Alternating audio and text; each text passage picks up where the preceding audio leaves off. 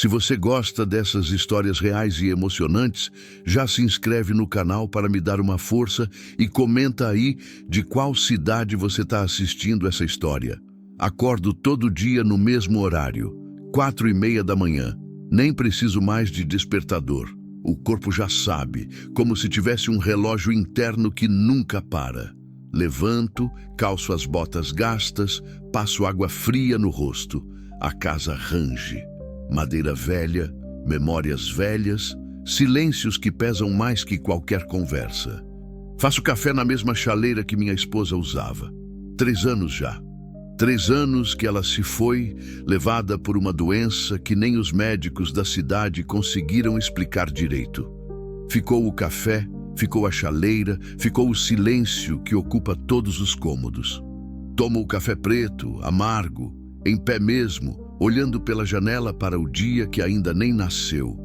A fazenda não é grande, mas dá trabalho. Gado, cerca para consertar, pasto para cuidar. Trabalho sozinho faz tempo. Não aguento conversa, não aguento gente tentando me animar com palavras vazias. Prefiro o barulho dos bichos, o vento no capim, o próprio silêncio que dói, mas pelo menos é honesto. Naquela manhã, saí cedo para dar uma volta nas terras do lado oeste. Tinham me falado de cerca derrubada por ali, coisa de animal grande passando, onça talvez. A região sempre teve, mas ultimamente andavam mais ousadas, chegando mais perto. Selei meu cavalo, o Trovão, um tordilho velho que me acompanha faz mais de 10 anos. Ele conhece cada palmo dessas terras tanto quanto eu.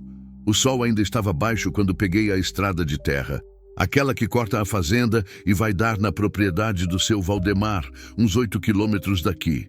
Estrada que já percorri centenas, talvez milhares de vezes. Sempre sozinho, sempre em silêncio.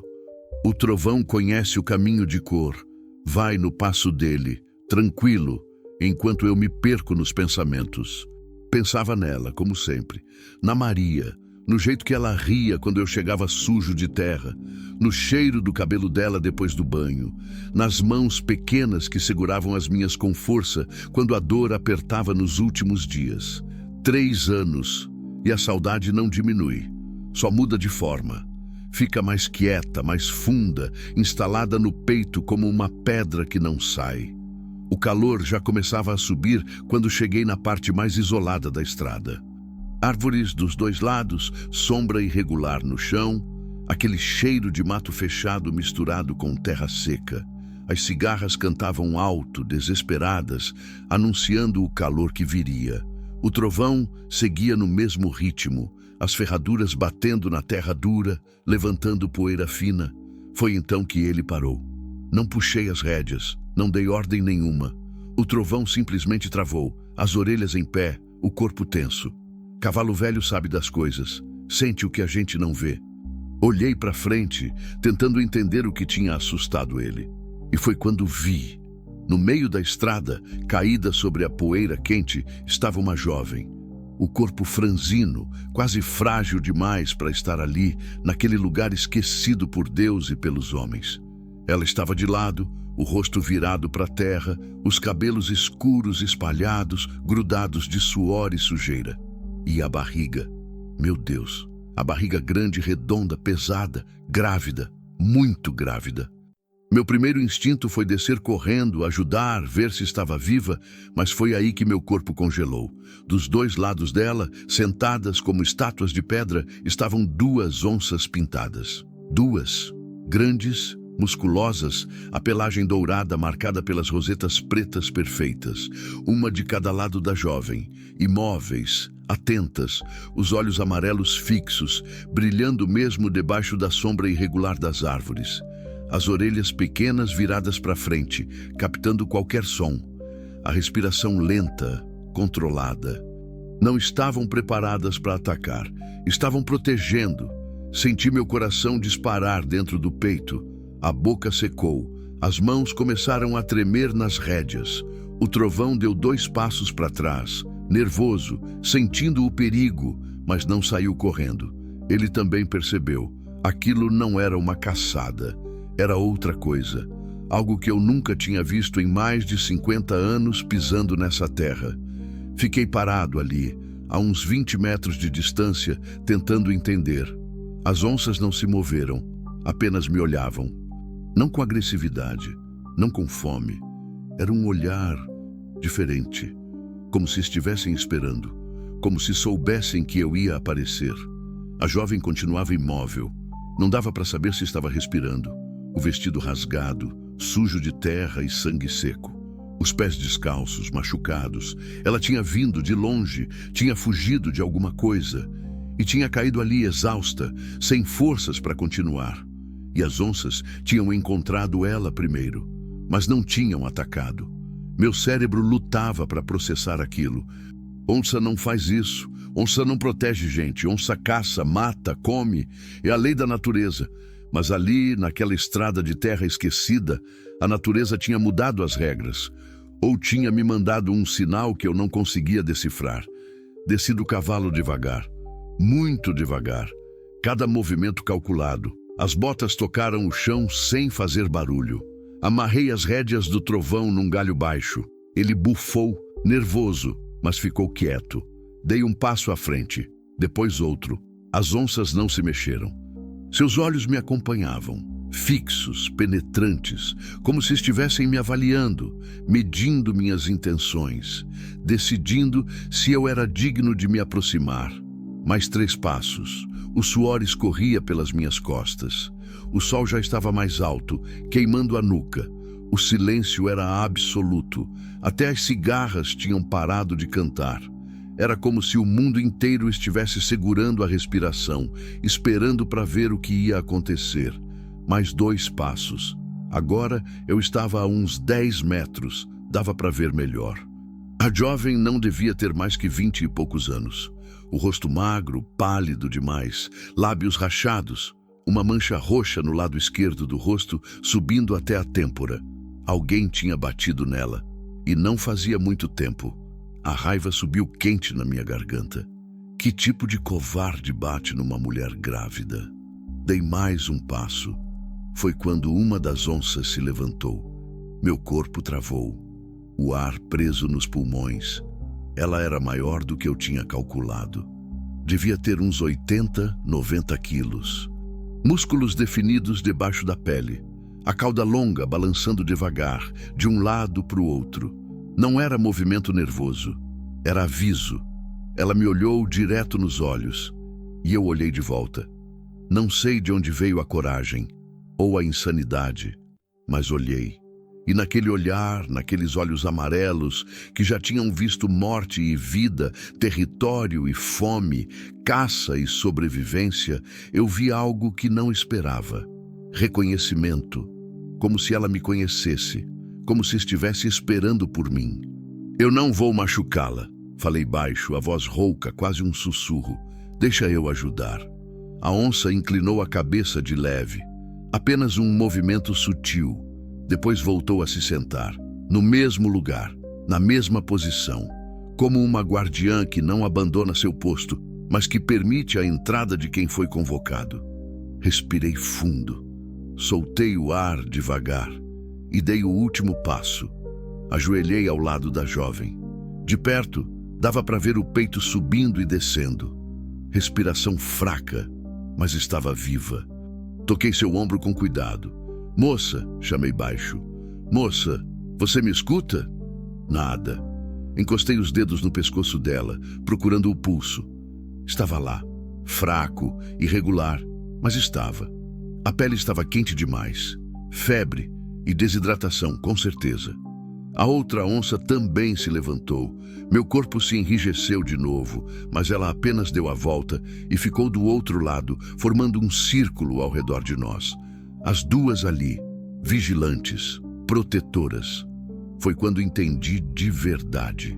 Aquelas onças não estavam ali por acaso. Não era instinto animal, não era território, não era nada que a lógica pudesse explicar. Era outra coisa, algo maior, algo que eu não tinha nome para dar. Elas estavam vigiando a vida que ainda resistia naquele corpo. Duas vidas, na verdade, a da jovem e a do bebê que ela carregava, e agora elas tinham me passado essa responsabilidade. Olhei para a barriga da moça, grande, tensa, 7, 8 meses talvez. Coloquei a mão em cima, devagar, com respeito, e senti uma batida, fraca, mas lá estava. O bebê estava vivo.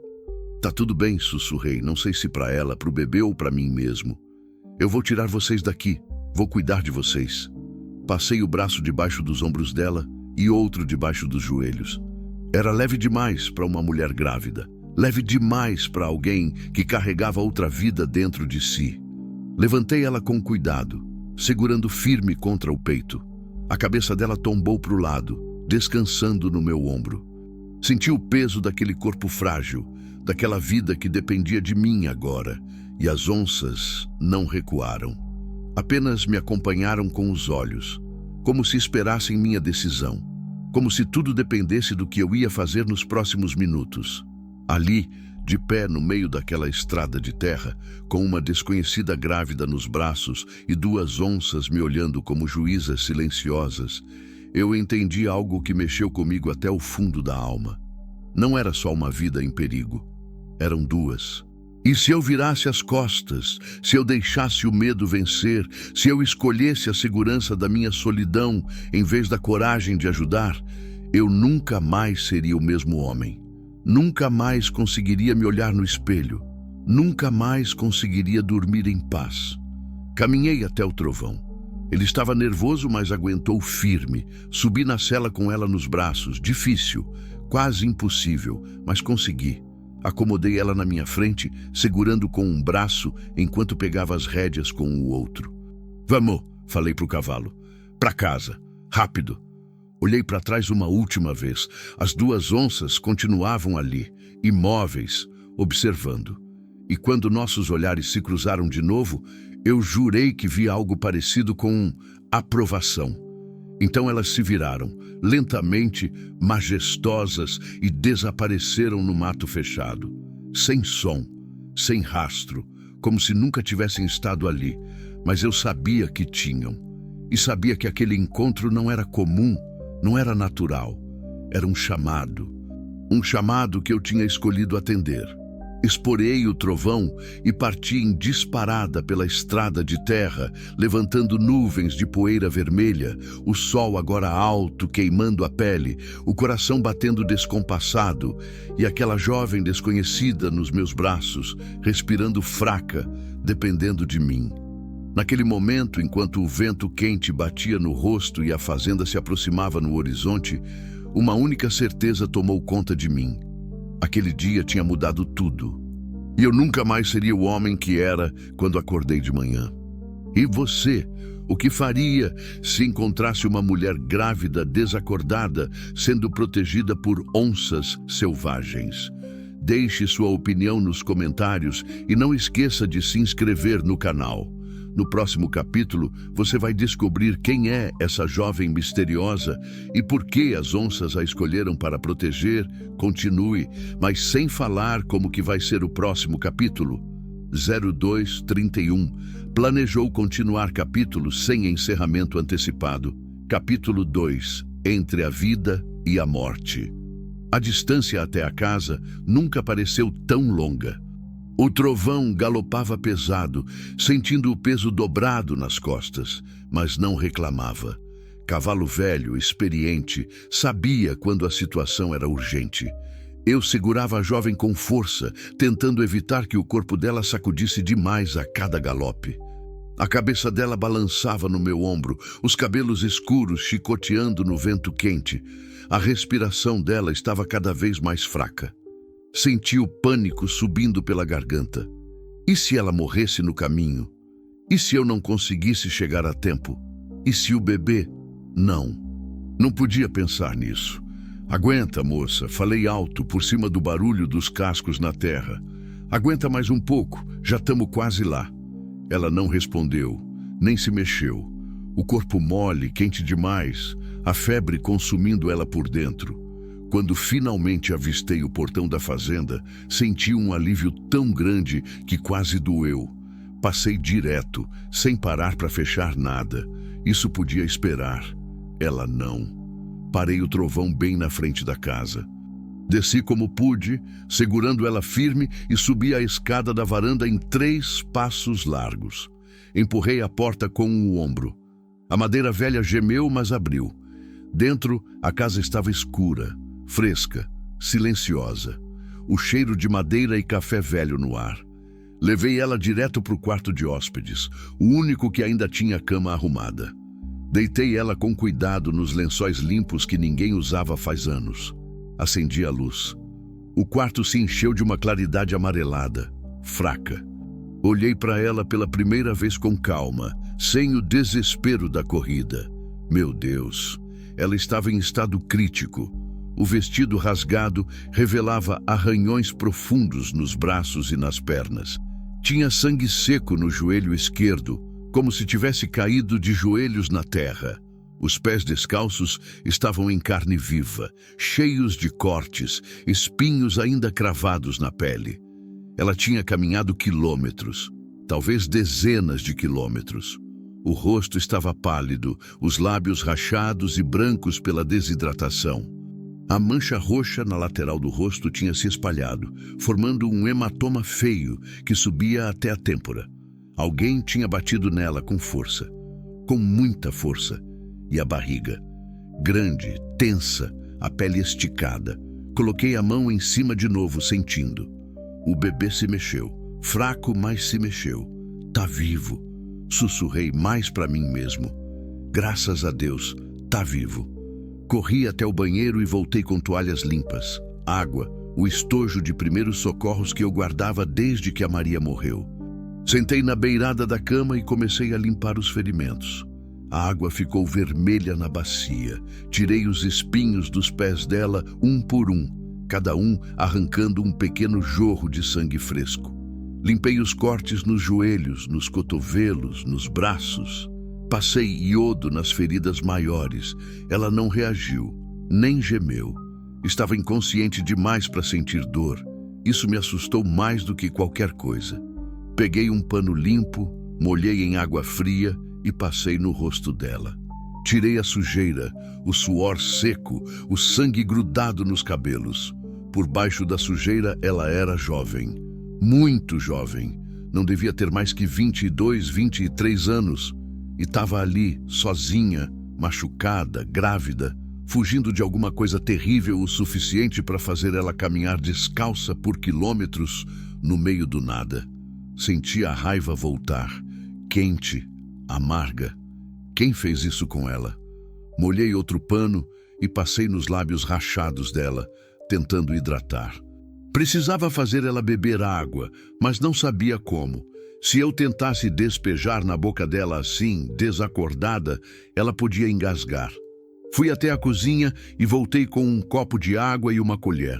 Sentei de novo, levantei a cabeça dela com cuidado e encostei a colher nos lábios. Despejei algumas gotas. Esperei. Ela engoliu por reflexo. Bom sinal. Continuei assim, gota por gota, colher por colher, até ela ter tomado meio copo. Era pouco, mas era melhor que nada. Cobri ela com um lençol fino. O calor lá fora já estava insuportável, mas dentro da casa, com as janelas fechadas e a sombra, dava para respirar. Sentei numa cadeira velha no canto do quarto e fiquei ali, olhando para ela, tentando entender o que tinha acontecido. Como ela tinha parado no meio daquela estrada. Porque as onças tinham protegido ela. Não fazia sentido. Nada daquilo fazia sentido. Mas ao mesmo tempo, fazia todo o sentido do mundo. Maria sempre dizia que eu era bom demais. Que eu não conseguia ver alguém precisando de ajuda sem me meter, que isso ia me trazer problema um dia. Eu sempre ria, dizia que ela que era dramática demais. Mas agora, olhando para aquela jovem desconhecida na minha cama de hóspedes, ferida, grávida, fugindo de Deus, sabe o quê? Eu me perguntei se Maria não tinha razão. Será que eu tinha me metido em algo maior do que conseguia lidar? As horas passaram devagar. O sol foi subindo, o calor aumentando. Eu ia e voltava do quarto, verificando se ela ainda respirava, se a febre tinha baixado, se tinha alguma mudança. Nada. Ela continuava ali, imóvel, pálida, respirando fraco.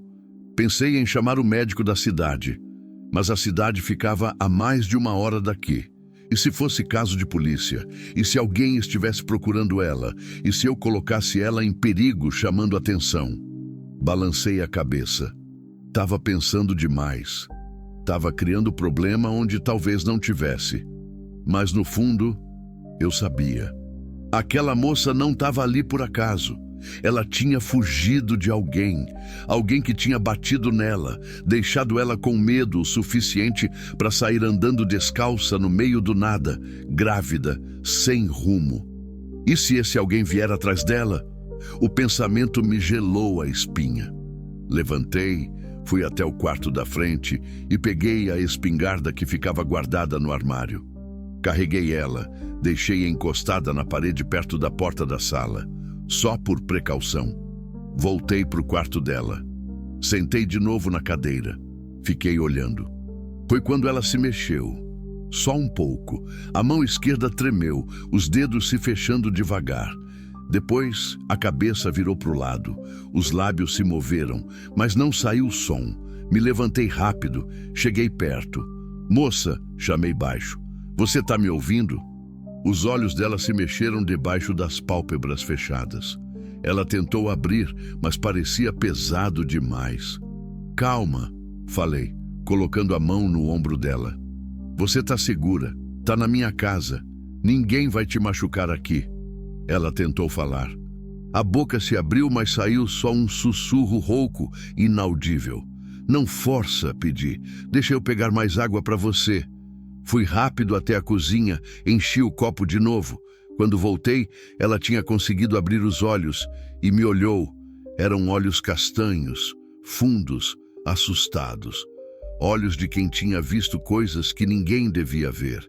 Olhos de quem tinha sobrevivido ao impossível. "Fica calma", repeti, me sentando na beirada da cama. "Você desmaiou na estrada. Eu te trouxe para minha casa. Precisa beber água." Levantei a cabeça dela com cuidado e encostei o copo nos lábios. Ela bebeu, desesperada, como se não tivesse visto água fazia dias. Talvez não tivesse mesmo. Quando terminou, ela deitou de novo, exausta só pelo esforço de beber. "O bebê", ela sussurrou, a voz fraquinha, quebrada. "Meu bebê." "Tá vivo", respondi rápido. Senti ele mexer. "Ele tá bem." Os olhos dela se encheram de lágrimas. Ela começou a chorar, silencioso, só as lágrimas escorrendo, molhando o travesseiro. "Obrigada", ela conseguiu falar. "Obrigada." Não soube o que dizer, então só fiquei ali, sentado, esperando ela se acalmar. "Como você se chama?" perguntei depois de um tempo. Ela me olhou, hesitou, como se até o nome fosse perigoso revelar. "Júlia", disse por fim. "Meu nome é Júlia."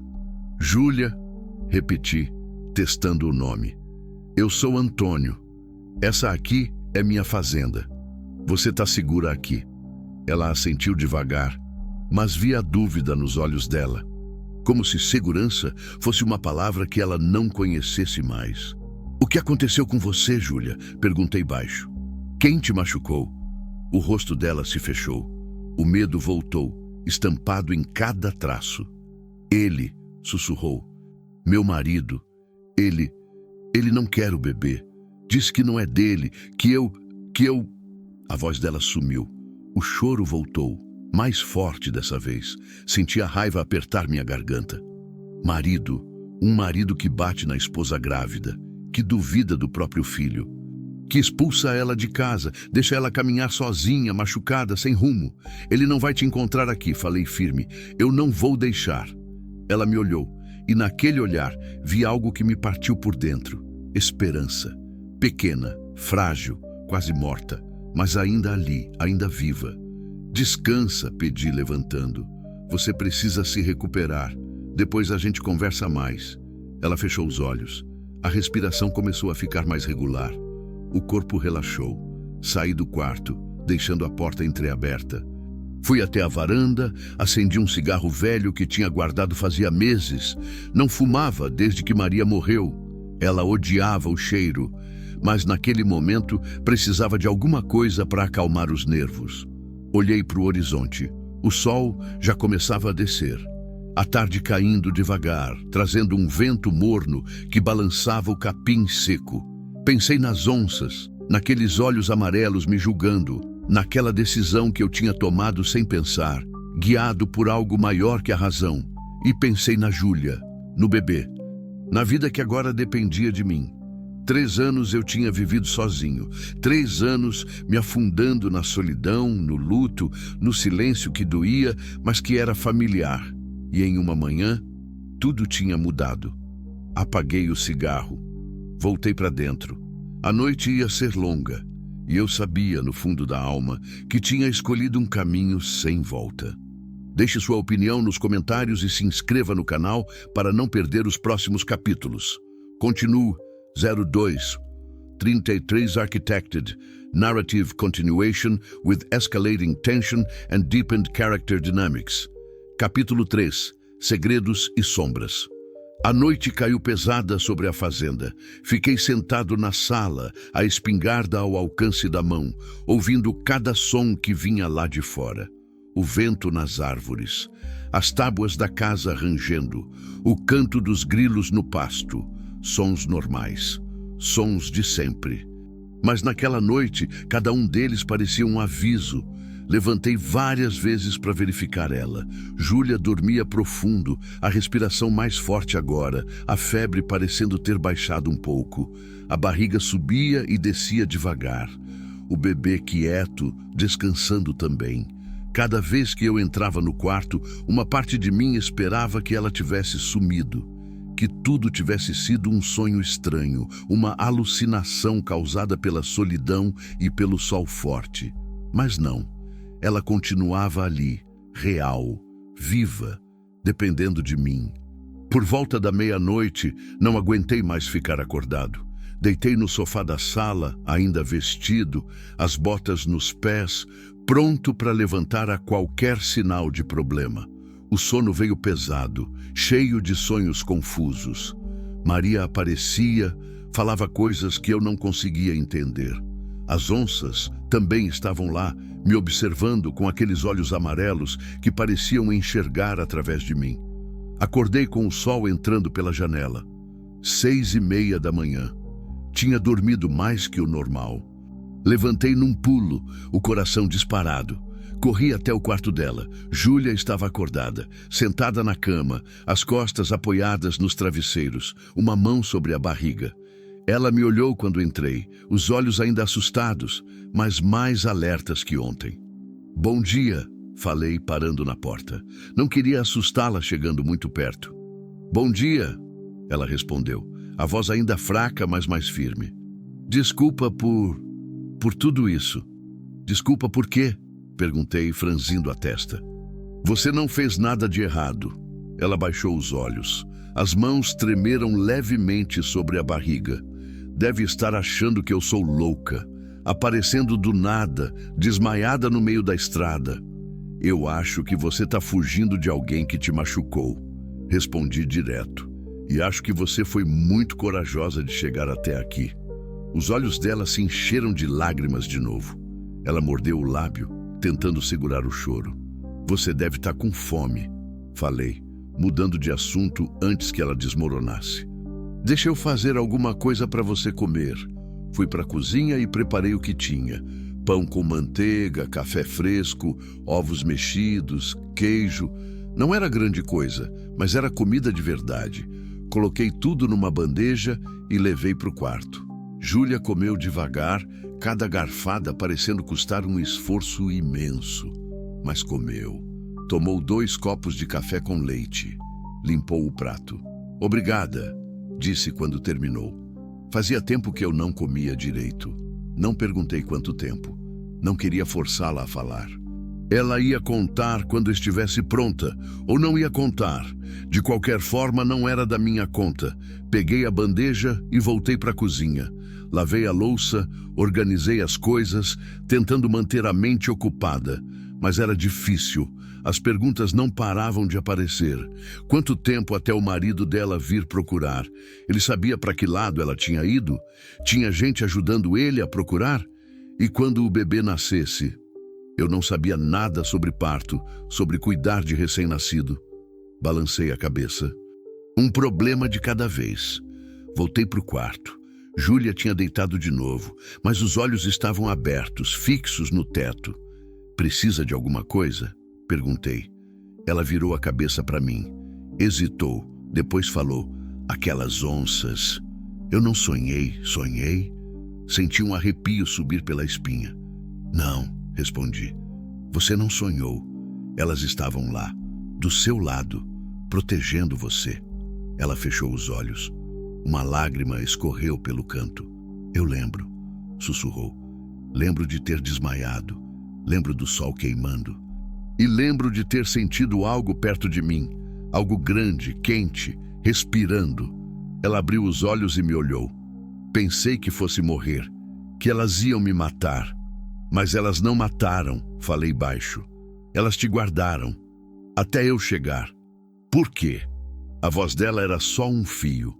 Por que elas fariam isso? Não tinha resposta. Só tinha a certeza de que tinha acontecido.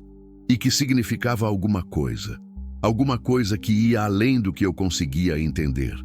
Não sei, admiti. Mas sei que você está viva por causa delas. E sei que não foi por acaso. Júlia ficou em silêncio por um longo tempo. Depois perguntou: você mora sozinho aqui? Moro. Faz 3 anos. E antes? Engoli seco. Ninguém perguntava sobre isso. As pessoas da região sabiam. E quem não sabia, não perguntava. Morava com minha esposa, Maria. Ela morreu faz 3 anos. Doença. Sinto muito, ela disse. E pela primeira vez, ouvi sinceridade real na voz dela. Não era pena, era compreensão. Dor reconhecendo dor. E você? Perguntei, me sentando na cadeira. Quanto tempo você está casada? O rosto dela se fechou de novo. Vi a luta acontecendo por dentro. Contar ou não contar. Confiar ou não confiar. 2 anos, disse por fim. Casei nova, muito nova. Meus pais tinham morrido num acidente de carro. Eu não tinha ninguém.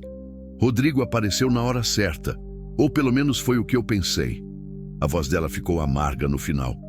Ele parecia bom. Trabalhava numa oficina mecânica na cidade. Tinha casa própria, carro. Falava bonito. Me tratava bem no começo. Ela passou a mão na barriga. Quando descobri que estava grávida, achei que ele ia ficar feliz. A gente tinha tentado, tinha planejado. Fez uma pausa. Respirou fundo. Mas alguma coisa mudou. Ele começou a beber mais, a chegar tarde, a gritar. Disse que o bebê não era dele, que eu tinha traído ele. Não importava quantas vezes eu jurava que não, que era só dele. Ele não acreditava. As lágrimas voltaram. Ela limpou com as costas da mão. Na semana passada ele me bateu pela primeira vez na barriga. Queria que eu perdesse o bebê. Disse que se eu não me livrasse dele, ele ia me matar. Senti a raiva queimar no peito. Apertei os punhos, as unhas cravando nas palmas das mãos. Esperei ele dormir, ela continuou, a voz tremendo. Peguei o que pude, umas roupas, um pouco de dinheiro que tinha escondido, e saí, no meio da madrugada. Comecei a andar, sem saber para onde ir, só queria distância. Queria que ele não me achasse. E você andou até aqui? Perguntei. São quilômetros. Peguei carona com um caminhoneiro nas primeiras horas. Ele me deixou na entrada de uma cidade pequena, mas eu fiquei com medo de ficar lá. Medo que Rodrigo descobrisse. Então continuei andando. Entrei numa estrada de terra. Achei que ia dar em algum lugar. Ela riu sem humor. Mas só me perdi. Andei o dia inteiro ontem, sem água, sem comida. O sol queimando. Até que não aguentei mais e desmaiei. E as onças apareceram, completei. E as onças apareceram, ela repetiu, como se ainda não conseguisse acreditar. Ficamos em silêncio. O peso daquela história enchendo o quarto. Ele vai vir atrás de mim, Júlia disse, a voz pequena. Eu sei que vai. Quando perceber que eu fugi de verdade, que não voltei, ele vai vir. Deixa ele vir, falei, a voz mais dura do que pretendia. Ele não vai encostar um dedo em você, não enquanto você estiver debaixo do meu teto. Ela me olhou. E naquele olhar, vi a mesma coisa de ontem, esperança, frágil, assustada, mas crescendo. Por que você está fazendo isso? Perguntou. Você não me conhece, não me deve nada. Pensei na resposta. Pensei em Maria, pensei nas onças, pensei em como a vida tinha ficado vazia depois que ela se foi. Em como eu tinha deixado os dias passarem sem sentido, sem propósito, apenas existindo em vez de viver. Porque é o certo, respondi simplesmente. E porque eu sei o que é perder alguém. Não vou deixar você perder seu filho, nem sua vida. Júlia não disse nada, mas vi algo mudar no rosto dela. A tensão diminuiu. Os ombros relaxaram um pouco. Pela primeira vez desde que acordou, ela pareceu acreditar que talvez, só talvez, ia ficar tudo bem. Os dias seguintes foram estranhos. Uma rotina nova se formou na fazenda. Eu acordava cedo, cuidava dos bichos, verificava as cercas. Júlia ficava na cama, ainda fraca, mas melhorando a cada dia. Eu levava comida, água, conversava um pouco. Ela começou a falar mais, pequenas coisas, sobre a infância dela numa cidade do interior, sobre os pais que tinha perdido, sobre sonhos que tinha tido antes do casamento mudar tudo. E eu comecei a falar também sobre a fazenda, sobre Maria, sobre como era viver sozinho, cercado de silêncio e lembranças. No quarto dia, ela conseguiu levantar. Tomou banho, vestiu roupas limpas que eu tinha achado num baú antigo, coisas que tinham sido da Maria. Ficavam grandes nela, mas serviam. Ela saiu do quarto pela primeira vez e ficou na sala, olhando pela janela. É bonito aqui, disse, a mão sobre a barriga. Paz Evil. É, concordei. É um bom lugar para se esconder do mundo. Ela me olhou de lado. É isso que você está fazendo? Se escondendo? A pergunta me pegou desprevenido. Ninguém nunca tinha falado tão direto assim. Talvez, admiti.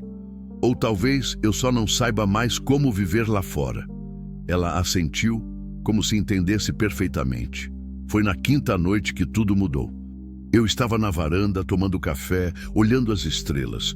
Júlia tinha ido dormir cedo, cansada. A fazenda estava quieta. Só o som dos grilos e do vento. Então, ouvi.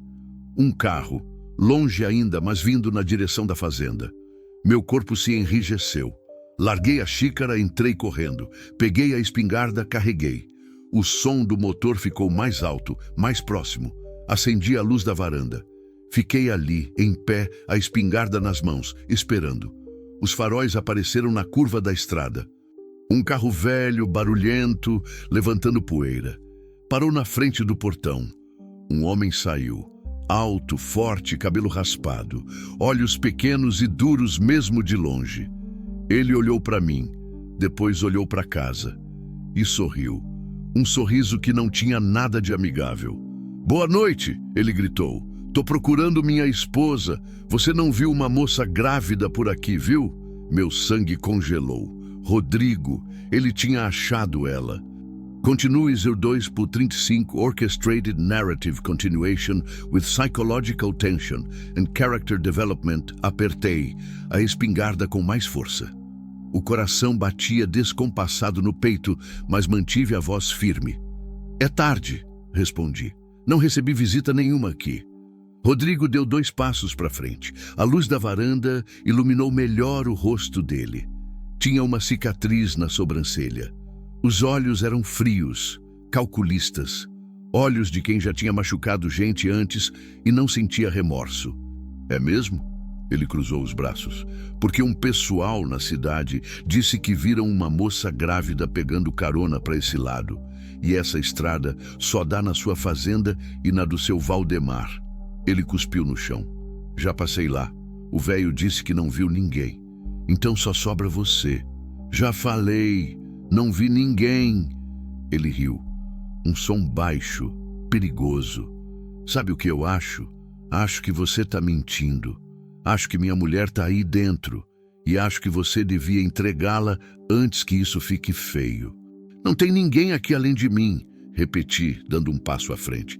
E agora você vai embora da minha propriedade, antes que eu perca a paciência. Rodrigo olhou para a espingarda. Não pareceu impressionado. Você vai atirar em mim por causa de uma vagabunda que nem é sua? A palavra acendeu algo dentro de mim. Uma raiva quente, controlada, mas pronta para explodir. Você tem 5 segundos para entrar nesse carro e sumir, falei, destravando a espingarda. O som ecoou alto no silêncio da noite. Ou a próxima coisa que você vai ouvir não vai ser minha voz. Ele me encarou, medindo, calculando se eu tinha coragem ou se era blefe.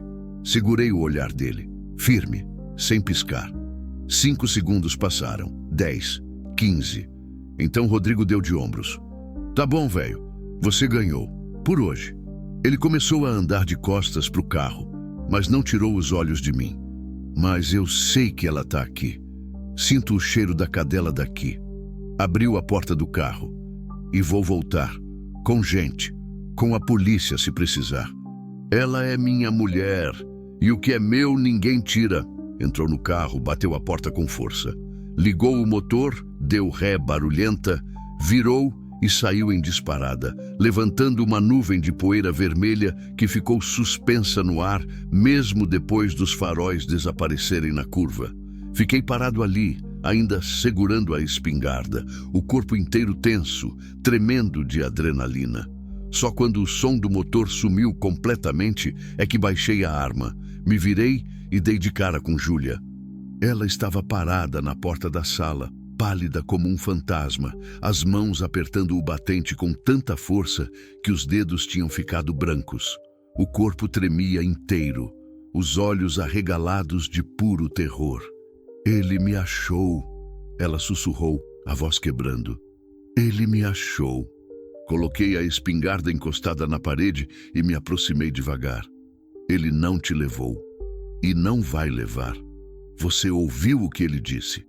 A voz dela saiu mais alta, beirando o desespero. Ele vai voltar, com gente, com a polícia. Ele vai... Ela não conseguiu terminar. Desmoronou ali mesmo, escorregando pela parede, caindo de joelhos no chão, soluçando com as mãos no rosto. Me ajoelhei ao lado dela. Não tentei tocar.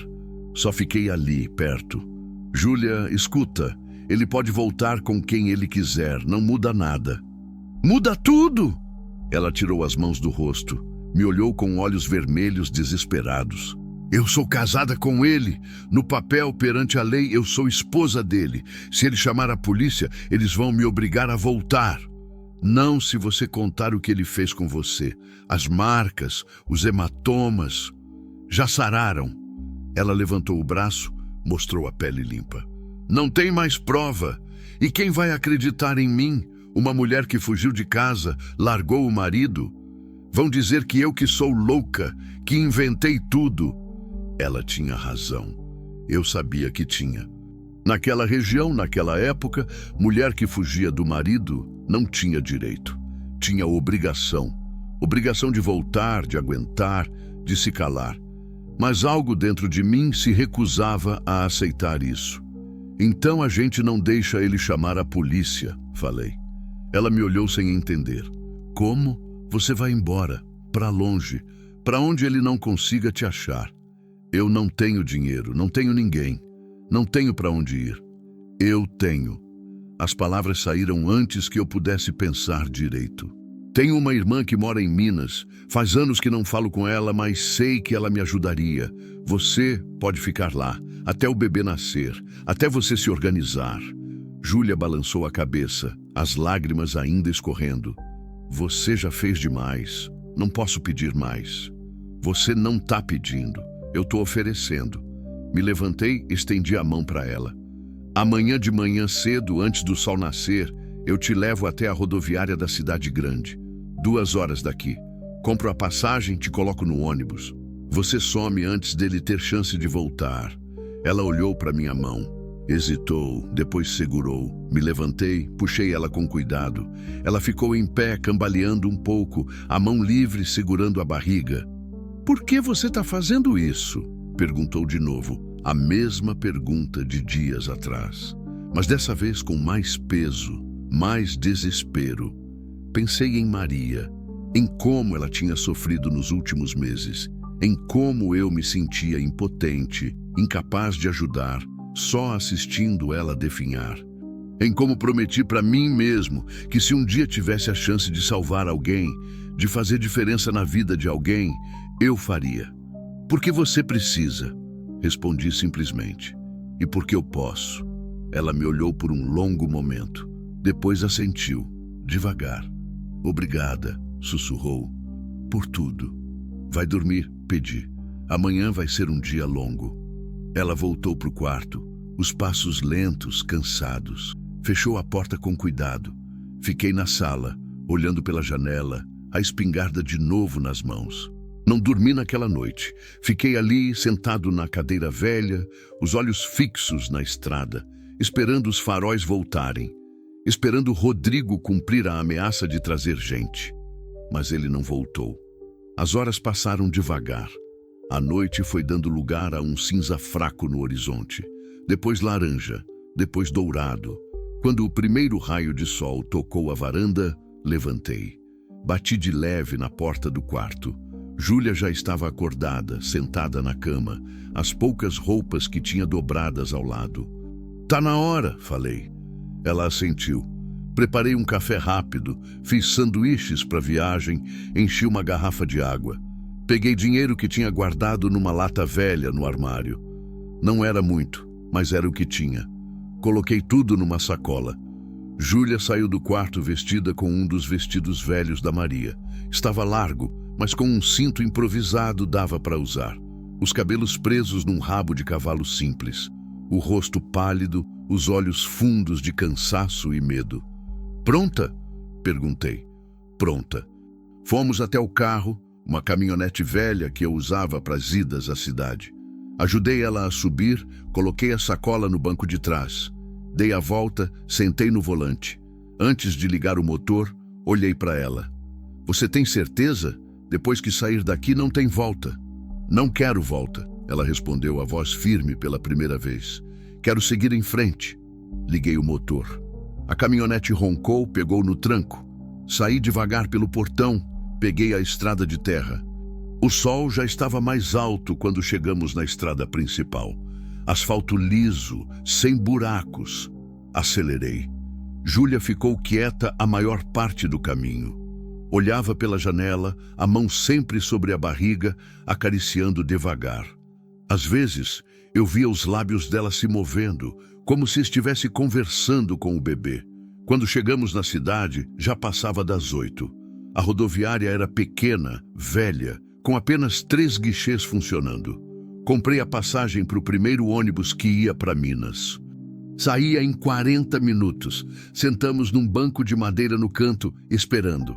"Quando chegar lá", expliquei, "procura por Esther Cardoso. É minha irmã. Vou ligar para ela, avisar que você está indo. Ela vai te buscar na rodoviária de lá. E se ela não quiser me receber, vai querer. Ela é boa gente. Melhor que eu." Dei um meio sorriso. "Só não conta que foi ideia minha."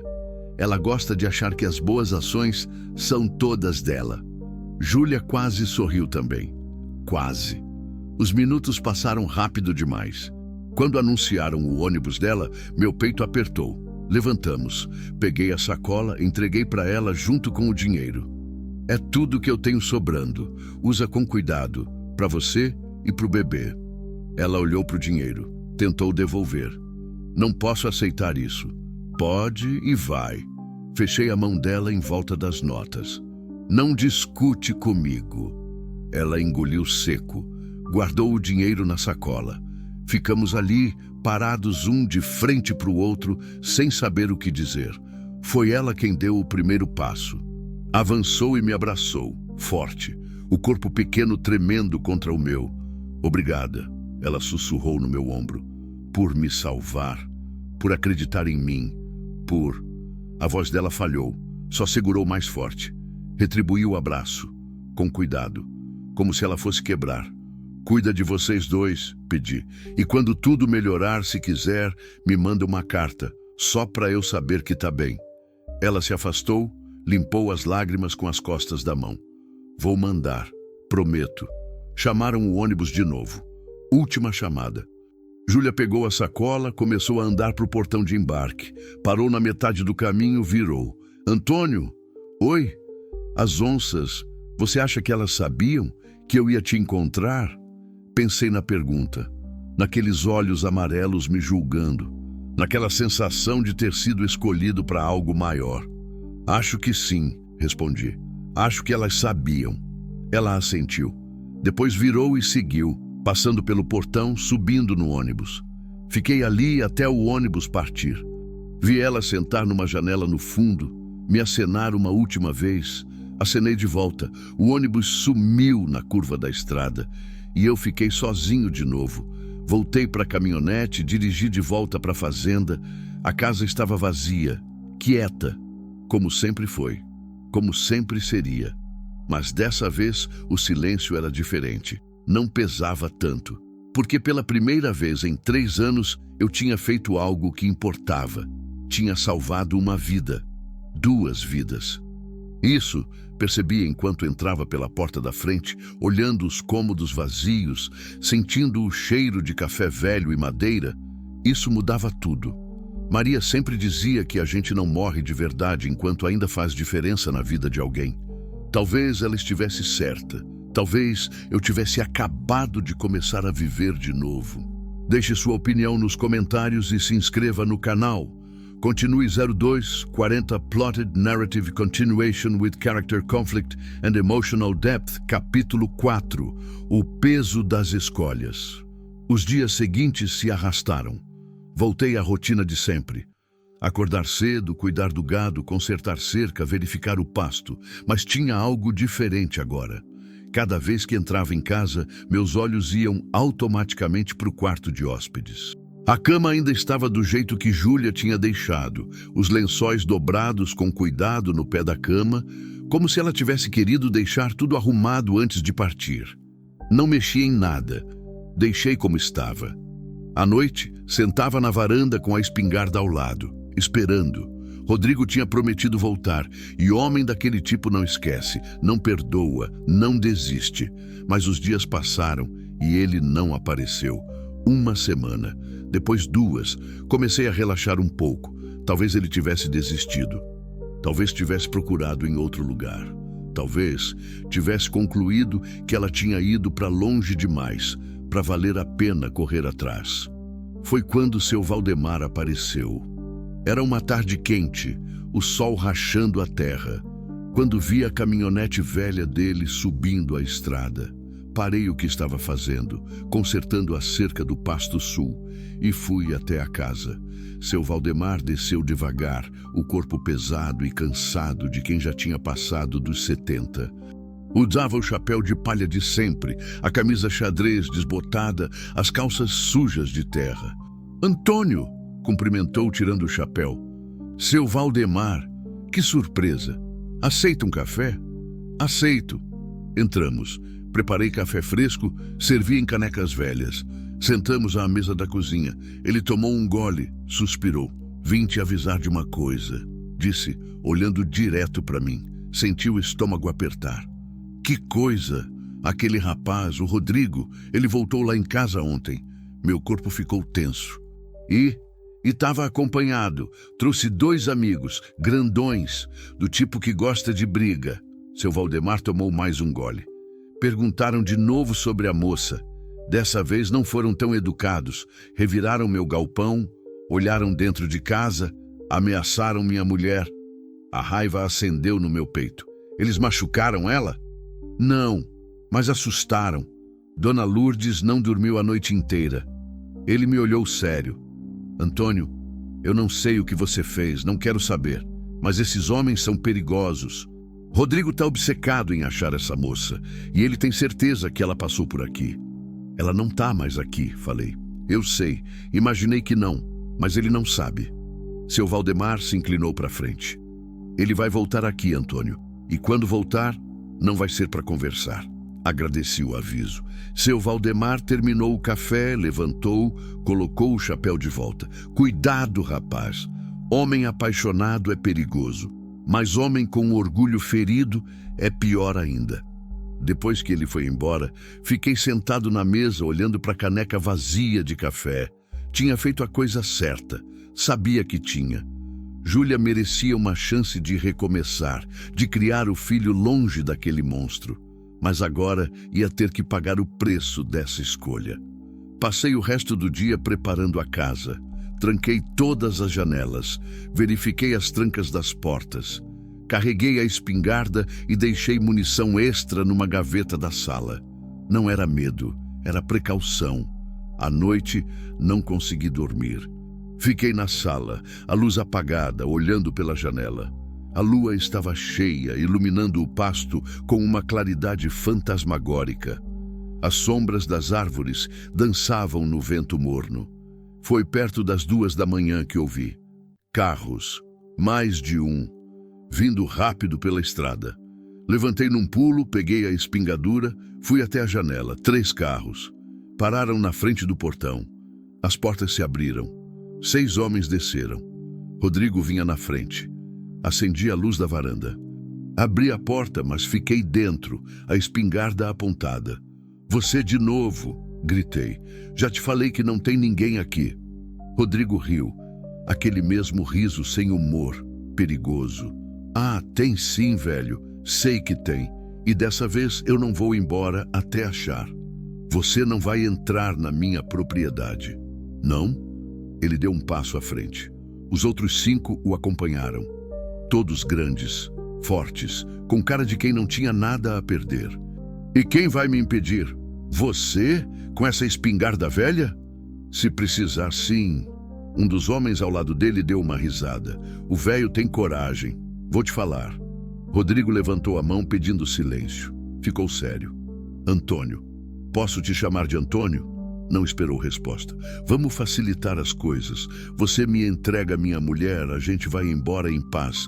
Ninguém se machuca, ninguém perde nada. Quantas vezes eu tenho que repetir? Não tem ninguém aqui.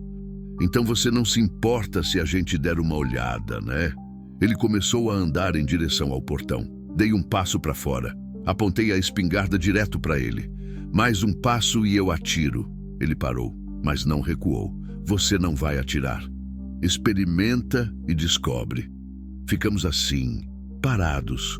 O vento passando entre a gente, levantando poeira. Os outros 5 homens espalhados atrás dele, esperando ordem. Foi quando ouvi um rosnado, baixo, profundo, vindo da escuridão à esquerda da casa. Todos viraram ao mesmo tempo. E ali, saindo da sombra das árvores, iluminadas pela lua cheia, estavam elas, as 2 onças. Meu coração quase parou. Elas caminhavam devagar, lado a lado, os músculos ondulando debaixo da pele dourada, os olhos brilhando amarelo na escuridão, as orelhas para trás, os dentes à mostra. Não estavam protegendo, estavam caçando. Um dos homens de Rodrigo deu um passo para trás. Que porra é essa? Onça, outro sussurrou, a voz tremendo. 2 onças. As onças rosnaram de novo, mais alto dessa vez. Um som que vinha do fundo da garganta, primitivo, letal. Rodrigo tinha ficado pálido, deu 2 passos para trás. Isso não é normal. Não é, concordei, baixando a espingarda.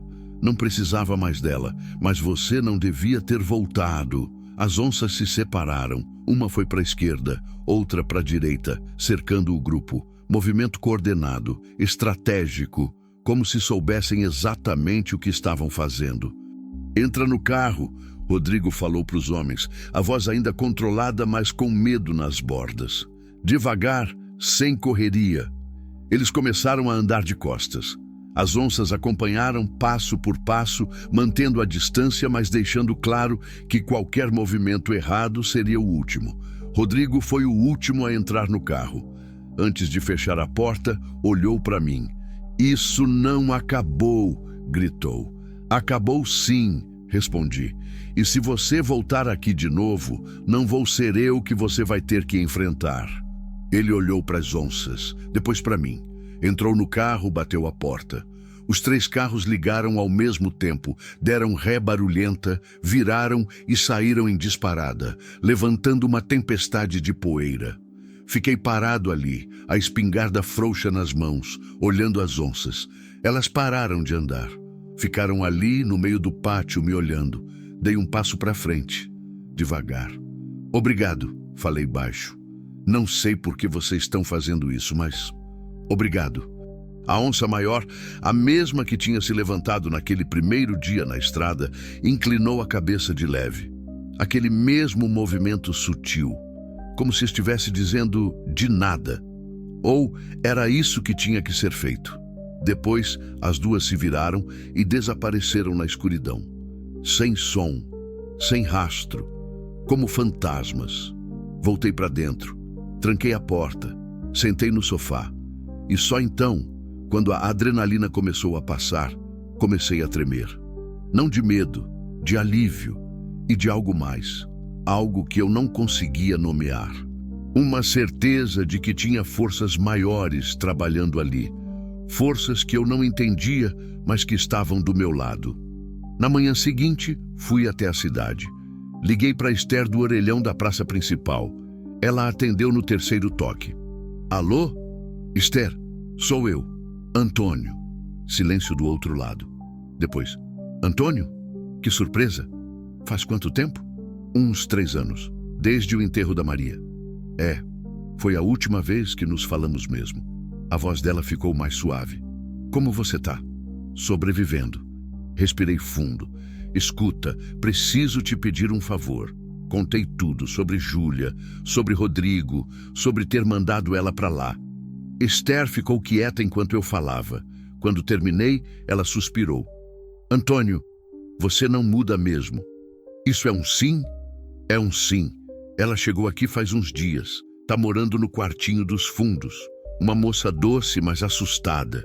Não quis contar muito, mas deu para ver que passou por coisa ruim. E vai deixar ela ficar? Até o bebê nascer? Vou. Aliás, já arrumei um trabalho para ela numa costureira aqui do bairro. Coisa leve que dá para fazer mesmo grávida. Vai ajudar ela a juntar um dinheiro. Senti um peso sair dos ombros. Obrigado, Esther. Sério. Não me agradeça. Você fez a parte difícil.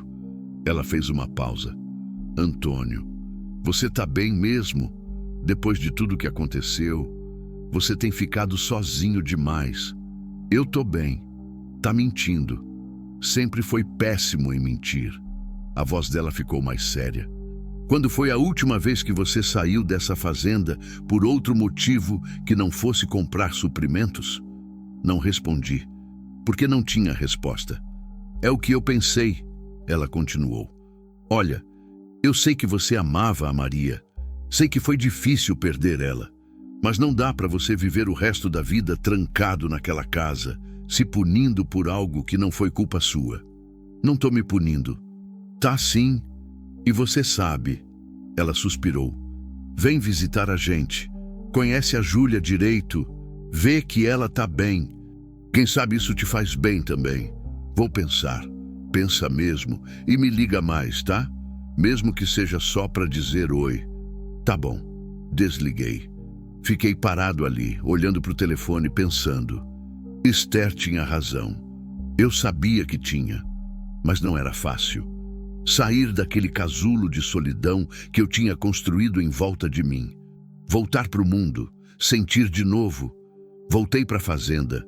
Os dias continuaram passando. Rodrigo não voltou. As onças também não apareceram mais. Mas eu sabia que elas estavam por perto. Às vezes, à noite, eu ouvia um rosnado distante, ouvia pegadas grandes na terra perto do riacho. Elas ainda estavam me vigiando, ainda estavam me protegendo. 2 semanas depois, recebi uma carta. O carteiro deixou no correio improvisado que eu tinha na entrada da propriedade. Uma caixa velha de madeira pregada num poste. A letra era irregular, nervosa, mas cuidadosa. Antônio, estou bem. Sua irmã tem sido muito boa comigo. Consegui um trabalho numa costureira. É leve, dá para fazer sentada. O bebê está crescendo. Sinto ele mexer o tempo todo agora. Queria te agradecer de novo. Por tudo. Por me salvar. Por acreditar em mim. Por não me julgar. Você mudou minha vida. E a do meu filho. Um dia, quando ele crescer, vou contar para ele sobre o homem que nos salvou, sobre o fazendeiro que enfrentou o impossível por duas pessoas que nem conhecia. Obrigada. De coração. Júlia. Dobrei a carta com cuidado. Guardei no bolso da camisa perto do coração. E pela primeira vez em 3 anos, sorri. Um sorriso verdadeiro. Porque Maria tinha razão. A gente não morre de verdade enquanto ainda faz diferença na vida de alguém. E eu tinha feito diferença. Tinha salvado 2 vidas. E no processo, talvez tivesse começado a salvar a minha também. Deixe sua opinião nos comentários e se inscreva no canal. Continue a 2.43 Plotted, Narrative, Arc and Character, Transformation, Trajectory, capítulo 5, Renascimento. Os meses que seguiram foram estranhos. A fazenda continuava a mesma. O trabalho continuava o mesmo. A rotina continuava a mesma. Mas eu tinha mudado. Por dentro, onde ninguém podia ver, algo tinha se mexido. Como uma pedra grande que ficou presa no peito por anos e de repente rolou para fora, deixando espaço para respirar. Comecei a fazer coisas que não fazia faz tempo. Arrumei o quarto de hóspedes direito. Tirei os lençóis que Júlia tinha deixado dobrados. Lavei, passei, guardei no armário. Limpei o chão. Abri a janela para deixar o ar circular. Não era mais um quarto abandonado. Era um quarto que tinha servido a um propósito, que tinha abrigado alguém que precisava. Pintei a cerca da frente. Uma coisa boba, que não fazia diferença nenhuma para o funcionamento da fazenda, mas que Maria sempre pedia para eu fazer. Dá uma cara melhor para casa, ela dizia. Comprei tinta branca na cidade, passei um fim de semana inteiro pintando cada tábua.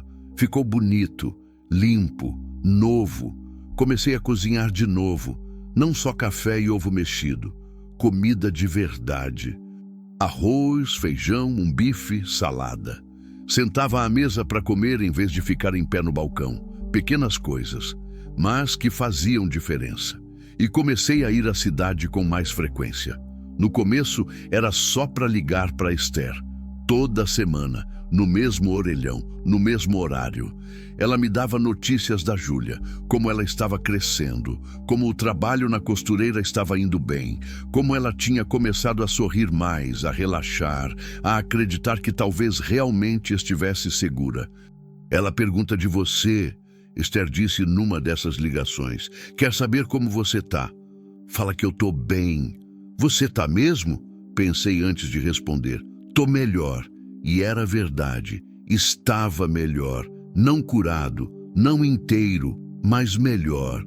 Um dia, quando voltava da cidade, parei o carro no mesmo lugar onde tinha encontrado Júlia. A estrada de terra vermelha, as árvores dos 2 lados, a sombra irregular no chão. Desci.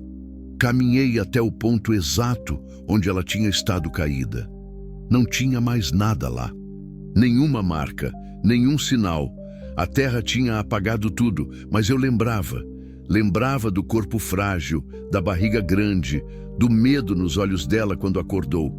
E lembrava das onças. Olhei para o mato fechado dos 2 lados, tudo quieto, só o vento nas folhas e o canto distante de algum pássaro. Vocês ainda estão por aí? Falei alto, sentindo um pouco idiota falando sozinho. Ainda me vigiando? Nenhuma resposta. Nenhum movimento, mas tive a sensação de que sim, de que elas estavam lá, ouvindo, observando. Obrigado, falei de novo.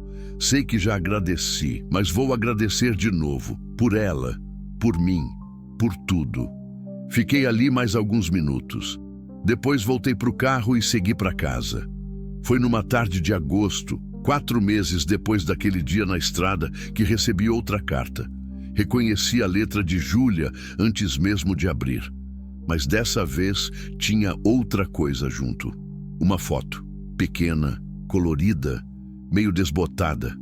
Era Júlia, sentada numa cadeira de balanço, com um bebê nos braços. Ela sorria. Um sorriso verdadeiro que iluminava o rosto inteiro.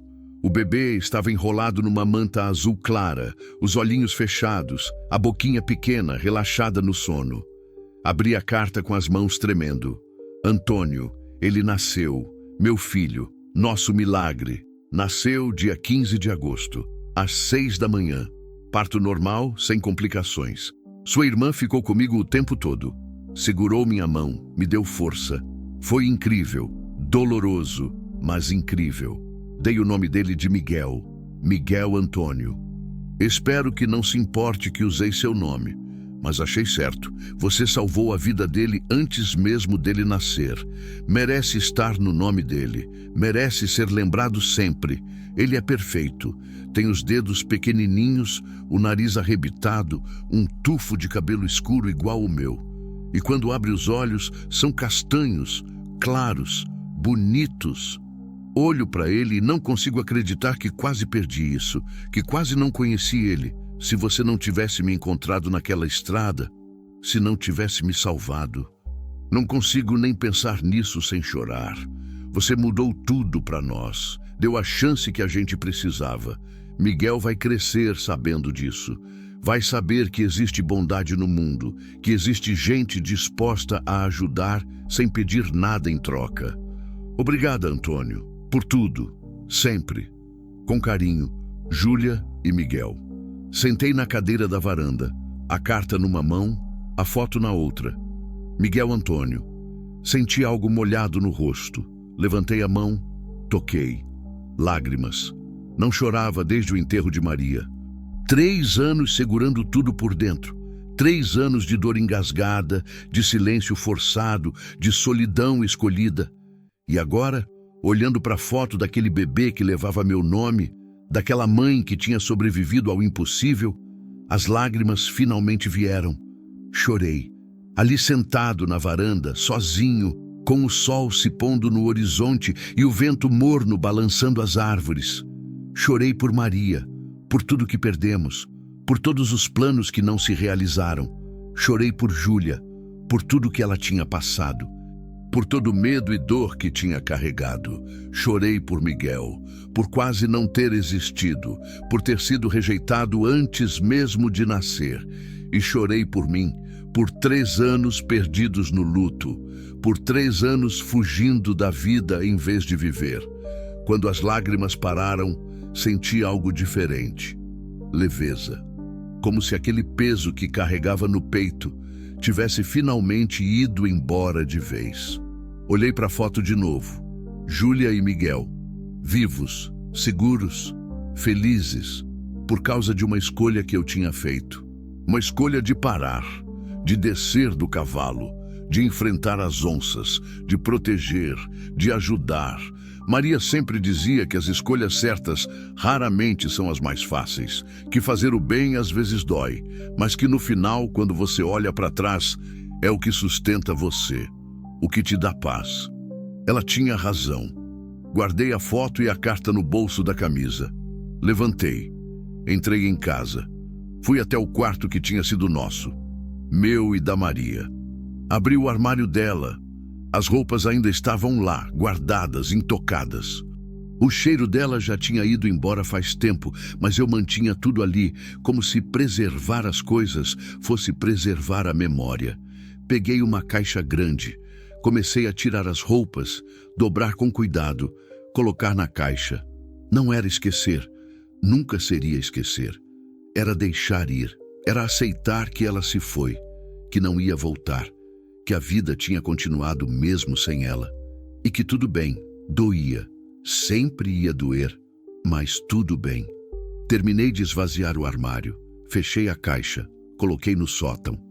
Olhei para o quarto vazio, para o armário aberto e vazio, para o espaço que agora existia, onde antes só tinha memória presa.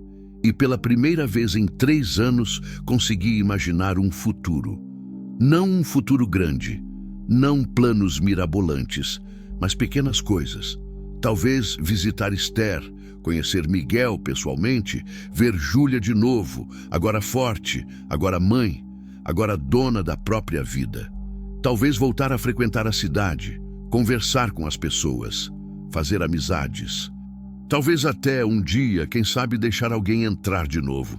Não para substituir Maria, ninguém substituiria, mas para dividir a vida, para não estar tão sozinho. Pequenas coisas, mas possíveis. Naquela noite, sentei na varanda como sempre, mas dessa vez não fiquei olhando para a estrada esperando problemas. Olhei para as estrelas, tantas, infinitas, brilhando na escuridão, e pensei que talvez a vida fosse assim, cheia de escuridão, cheia de perdas, cheia de dor, mas também cheia de luz. Pequenos pontos brilhantes que faziam valer a pena, que davam sentido a tudo. Júlia tinha sido uma dessas luzes para mim, e eu, de alguma forma, tinha sido uma luz para ela. Era o suficiente, mais que suficiente. O vento balançou as árvores, um som veio do mato, um rosnado baixo, familiar. Olhei para a escuridão além da cerca, 2 pontos amarelos brilharam de volta, depois outros 2. As onças continuavam ali, vigiando, protegendo, ou talvez só presentes. Testemunhas silenciosas de tudo que tinha acontecido. Boa noite, falei baixo. Os pontos amarelos piscaram uma vez. Depois desapareceram. Sorri. Levantei. Entrei em casa. Fui para o quarto. Deitei na cama. E dormi. Profundo. Sem pesadelos. Sem acordar no meio da noite. Pela primeira vez em 3 anos, dormi em paz. Deixe sua opinião nos comentários e se inscreva no canal. Continue 0245 Plotted Narrative Progression and Character Development Trajectory. Capítulo 6, O Reencontro. 3 meses depois do nascimento de Miguel, peguei a estrada. Não foi uma decisão fácil. Passei semanas pensando, planejando, inventando desculpas para não ir. A fazenda precisava de mim. Tinha cerca para consertar, gado para cuidar. 1000 coisas que podiam esperar, mas que eu usava como justificativa. Até que Esther ligou de novo. Antônio, quando você vai vir conhecer o afilhado? Afilhado? Júlia quer que você seja padrinho dele. No batizado, mês que vem. Fiquei sem palavras. Antônio, você tá aí? Tô. Eu não sei o que dizer. Diz que você vem. A voz dela ficou mais suave. Por favor, Júlia tá ansiosa para te ver, para te agradecer pessoalmente, e você precisa conhecer o Miguel, ver com seus próprios olhos que eles estão bem. Concordei antes que pudesse mudar de ideia. Vou. Semana que vem. Desliguei o telefone com o coração batendo rápido. Padrinho. Eu ia ser padrinho. Passei os dias seguintes arrumando tudo. Deixei comida extra para o gado, pedi para o filho do seu Valdemar dar uma olhada na fazenda enquanto eu estivesse fora. Separei a roupa melhor que tinha, uma calça social que não usava faz anos, uma camisa branca, o sapato de couro que tinha comprado para o casamento e mal tinha calçado depois. Na manhã da viagem, acordei antes do sol nascer. Tomei banho demorado, fiz a barba com cuidado, penteei o cabelo para trás com brilhantina. Olhei no espelho. Um homem mais velho me olhava de volta. Cabelos grisalhos nas têmporas, rugas ao redor dos olhos, pele marcada pelo sol. Mas os olhos estavam diferentes. Não tão vazios quanto antes, não tão perdidos. Peguei a caminhonete e segui para a cidade de Esther. 4 horas de estrada. Saí quando o sol ainda estava baixo, alaranjando o horizonte. A paisagem mudou conforme fui me afastando. O sertão seco deu lugar a morros verdes, depois vieram as plantações, milho, cana, café. A terra ficou mais úmida, o ar mais fresco. Cheguei na cidade no meio da tarde, pequena, organizada, com ruas de paralelepípedo e casas coloridas. Muito diferente da região da fazenda. Encontrei o endereço que Esther tinha dado. Uma casa simples, pintada de amarelo claro, com um jardim na frente cheio de flores, um portão de ferro trabalhado, uma varanda com cadeiras de balanço. Antes que pudesse bater, a porta se abriu. Esther estava mais velha também, cabelos curtos agora, alguns fios brancos misturados, mas o sorriso era o mesmo de sempre, largo, sincero. Antônio! Ela desceu os degraus correndo e me abraçou forte. Que saudade, meu irmão! Retribuí o abraço, sentindo um nó na garganta. Saudade também, Esther. Ela se afastou, me olhou de cima a baixo. Você tá diferente, mais leve. É? É. Tá com cara de quem tá voltando a viver. Ela sorriu. Vem, entra. Júlia e Miguel estão esperando você. Segui ela para dentro. A casa era aconchegante. Móveis simples, mas bem cuidados. Cheiro de café fresco e bolo no forno. Fotos nas paredes. Vida. Passamos pela sala, pela cozinha, até um quartinho nos fundos. Esther bateu de leve na porta. Júlia, o Antônio chegou. Pode entrar. Esther abriu a porta e me fez sinal para passar. O quarto era pequeno, mas arrumado. Uma cama, um guarda-roupa, uma cômoda. E no canto, um berço de madeira clara. Júlia estava sentada numa cadeira de balanço ao lado do berço, com Miguel no colo. Ela levantou quando me viu e sorriu. Era um sorriso tão diferente daquele rosto pálido e assustado que eu tinha encontrado na estrada. Este era um sorriso de alguém que tinha encontrado paz, que tinha encontrado propósito. Antônio, ela disse, a voz emocionada. Você veio. Vim. Dei um passo para dentro. Como você tá? Bem. Muito bem. Ela olhou para o bebê no colo. A gente tá bem. Miguel estava acordado, os olhinhos castanhos arregalados, olhando para tudo com curiosidade. Quando me aproximei, ele virou a cabecinha na minha direção. Quer segurar? Júlia perguntou. Hesitei. Fazia tanto tempo que eu não segurava um bebê, desde os sobrinhos pequenos, décadas atrás. Não sei se você consegue. Ela se levantou, chegou perto. Vem, pega ele. Estendi os braços. Júlia colocou Miguel com cuidado, ajeitando a cabecinha dele na curva do meu cotovelo. O bebê era leve, quente, macio. Olhei para baixo. Miguel me olhou de volta, sério, estudando meu rosto com aquela intensidade que só bebês têm. Senti algo se quebrar dentro de mim. Todas as perdas, todos os e se, todos os filhos que Maria e eu nunca tivemos. Todos os sonhos que morreram com ela.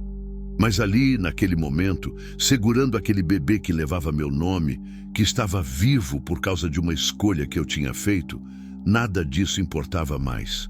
Oi, Miguel, sussurrei. Prazer em te conhecer.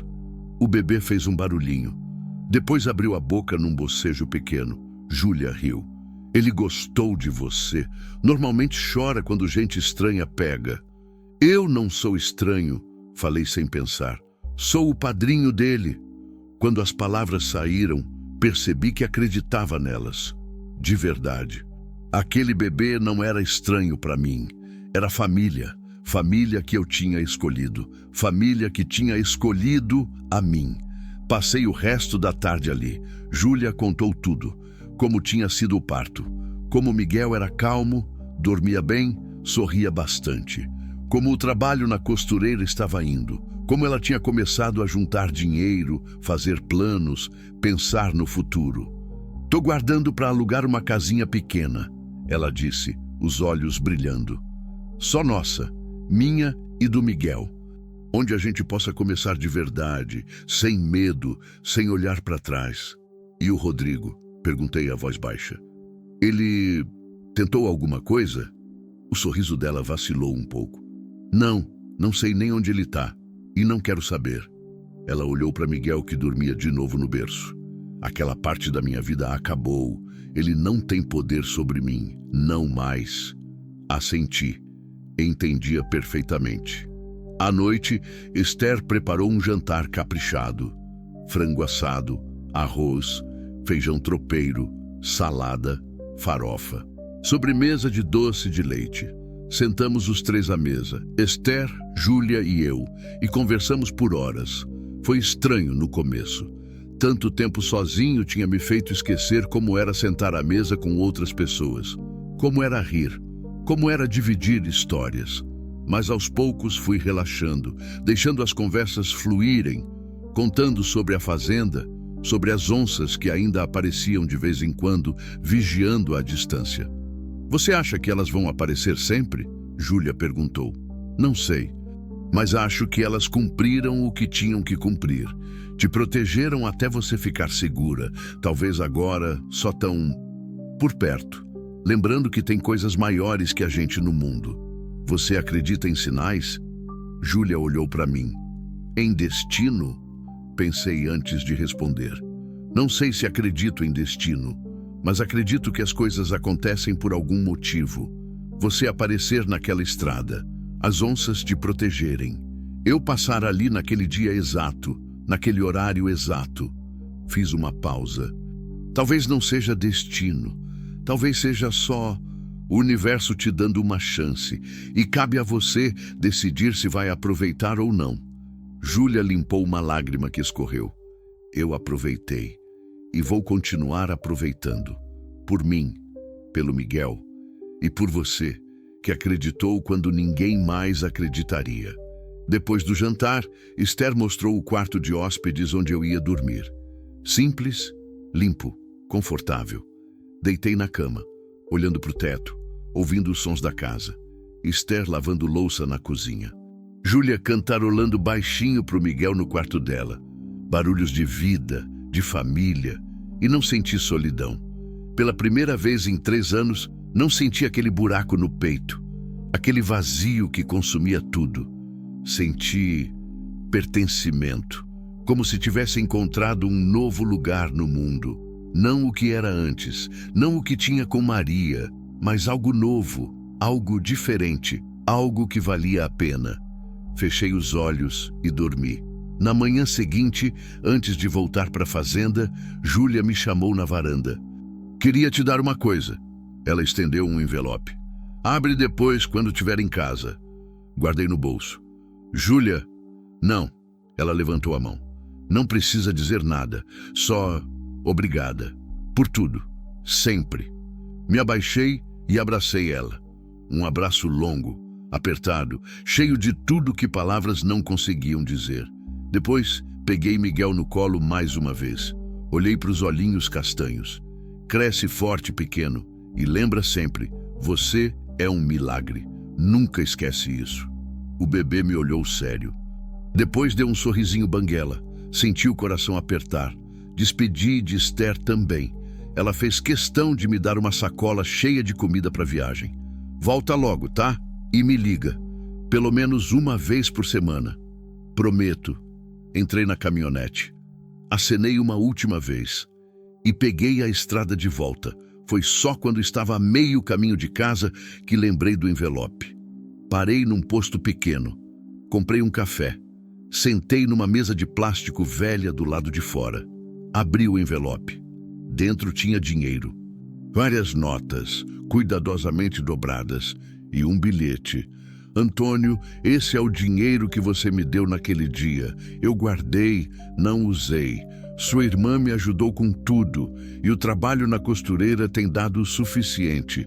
Quero que você pegue de volta, não como devolução, mas como símbolo.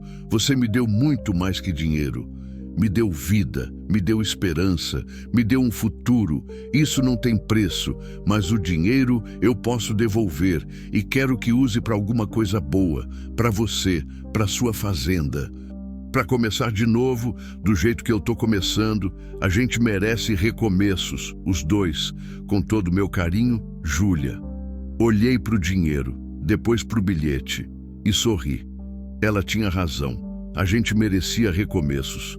Guardei o dinheiro no bolso, terminei o café, voltei para a estrada. Quando cheguei na fazenda, o sol já estava se pondo. A casa estava do jeito que deixei, silenciosa, vazia, mas não parecia tão solitária quanto antes. Entrei, coloquei as coisas no lugar, tomei banho, jantei. E quando a noite caiu, sentei na varanda. Olhei para o horizonte, para o céu estrelado, para o mato escuro além da cerca e senti paz, de verdade. Pela primeira vez em 3 anos, senti paz. Deixe sua opinião nos comentários e se inscreva no canal. Continue 02.47 Architected Narrative Progression Toward Story Completion. Capítulo 7. O batizado. As semanas que se seguiram foram diferentes. Comecei a ligar para Esther toda semana, como tinha prometido. Conversas curtas, mas que faziam bem. Ela me contava sobre Miguel, sobre como ele estava crescendo rápido, ganhando peso, descobrindo o mundo. Júlia sempre mandava recados. Diz pro Antônio que o Miguel sorriu hoje. Diz que ele segurou meu dedo com força. Diz que tá com saudade. Saudade. Fazia tempo que eu não sentia saudade de alguém que ainda estava vivo. Voltei a cuidar da fazenda com outro ânimo. Não era mais só obrigação, só rotina para passar o tempo. Era cuidar de algo que importava, algo que era meu, algo que Maria e eu tínhamos construído juntos e que merecia continuar. Pintei a casa inteira por fora. Consertei o telhado que pingava no quarto dos fundos. Até plantei algumas flores na entrada, coisa que nunca tinha feito sozinho. Maria era quem gostava de flores, mas olhando as mudas crescendo, as pétalas se abrindo coloridas contra a terra vermelha, entendi que não era traição, era homenagem. Era continuar o que ela tinha começado. Um dia, enquanto consertava a cerca do Pasto Norte, senti que estava sendo observado. Virei devagar. Lá estava ela, a onça maior, aquela que tinha se levantado primeiro naquele dia na estrada. Sentada a uns 30 metros de distância, na sombra de uma árvore grande, me olhando com aqueles olhos amarelos intensos. Larguei o martelo, limpei as mãos na calça. "Oi", falei, sentindo meio idiota, mas fazendo mesmo assim. Fazia tempo que não te via. A onça não se mexeu, só continuou me olhando. "Ela tá bem, Júlia, e o bebê também, Miguel." Dei um passo para frente. "Graças a você, graças a vocês duas." A onça inclinou a cabeça, aquele movimento sutil que eu já tinha visto antes. "Não sei por que vocês fizeram aquilo. Não sei se foi instinto, se foi algo maior, se foi..." Parei, procurando as palavras certas. "Se foi o universo tentando consertar alguma coisa. Mas obrigado, de coração." Ficamos assim por um tempo, homem e animal, olhando um para o outro. Uma conexão estranha, impossível de explicar, mas real. Então a onça se levantou, devagar, majestosa. Deu alguns passos na minha direção. Meu corpo se enrijeceu por instinto, mas não recuei. Ela parou a uns 10 metros, me olhou mais uma vez. E então fez algo que nunca vou esquecer. Baixou a cabeça, levemente, como uma reverência, ou uma despedida. Depois se virou e desapareceu no mato. Fiquei parado ali, o coração batendo forte, tentando processar o que tinha acabado de acontecer. Era um adeus. Eu sabia que era. As onças tinham cumprido o que vieram fazer, tinham protegido Júlia, tinham garantido que ela chegasse até mim, tinham afastado Rodrigo, tinham vigiado até ter certeza de que tudo estava resolvido. Agora podiam ir. Senti uma tristeza estranha, mas também gratidão. "Vão em paz", sussurrei para o mato vazio. "E obrigado, sempre." O vento balançou as árvores e por um momento juro que ouvi um rosnado baixo, distante, não ameaçador, apenas reconhecendo. Depois, silêncio. Voltei para o trabalho. Terminei de consertar a cerca, mas sabia que algo tinha mudado de novo. Um ciclo tinha se fechado. 2 semanas depois, Esther ligou. "O batizado é domingo que vem. Você vai conseguir vir?" "Vou." "Ótimo. Júlia tá ansiosa. E Miguel também, imagino." Ela riu. "Ainda que ele não saiba o que está acontecendo." "Como ela tá?" "Radiante. Conseguiu o dinheiro que faltava para alugar a casinha. Vai se mudar mês que vem. Pequena, mas é dela. Só dela e do Miguel." Senti orgulho inchar no peito. Ela merece. Merece. E você também, Antônio, merece ver o que você ajudou a construir. No domingo, acordei antes do amanhecer. Vesti meu terno, o único que tinha, guardado desde o casamento. Estava um pouco apertado, mas servia. Gravata azul marinho, sapato de couro engraxado. Olhei no espelho. Um homem diferente me olhava de volta. Não mais aquele fazendeiro solitário, enterrado em luto, mas alguém que tinha voltado ao mundo, que tinha propósito de novo. A viagem passou rápido. Cheguei na cidade quando os sinos da igreja já estavam tocando. A igreja era pequena, antiga, com paredes brancas e vitrais coloridos. Esther me esperava na entrada. "Você tá bonito", ela disse, arrumando minha gravata. "Maria ia gostar de ver você assim." O comentário me pegou de surpresa, mas não doeu. Pelo contrário.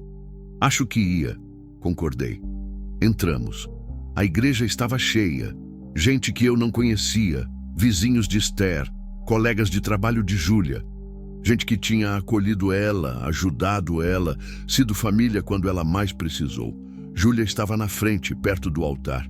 Vestido branco simples, cabelos soltos caindo nos ombros. E nos braços, Miguel. Vestido com uma roupinha branca de batismo, um gorrinho pequeno na cabeça. Quando ela me viu, sorriu. Aquele sorriso que iluminava tudo. Caminhei até ela, pelo corredor central, sentindo todos os olhos em mim.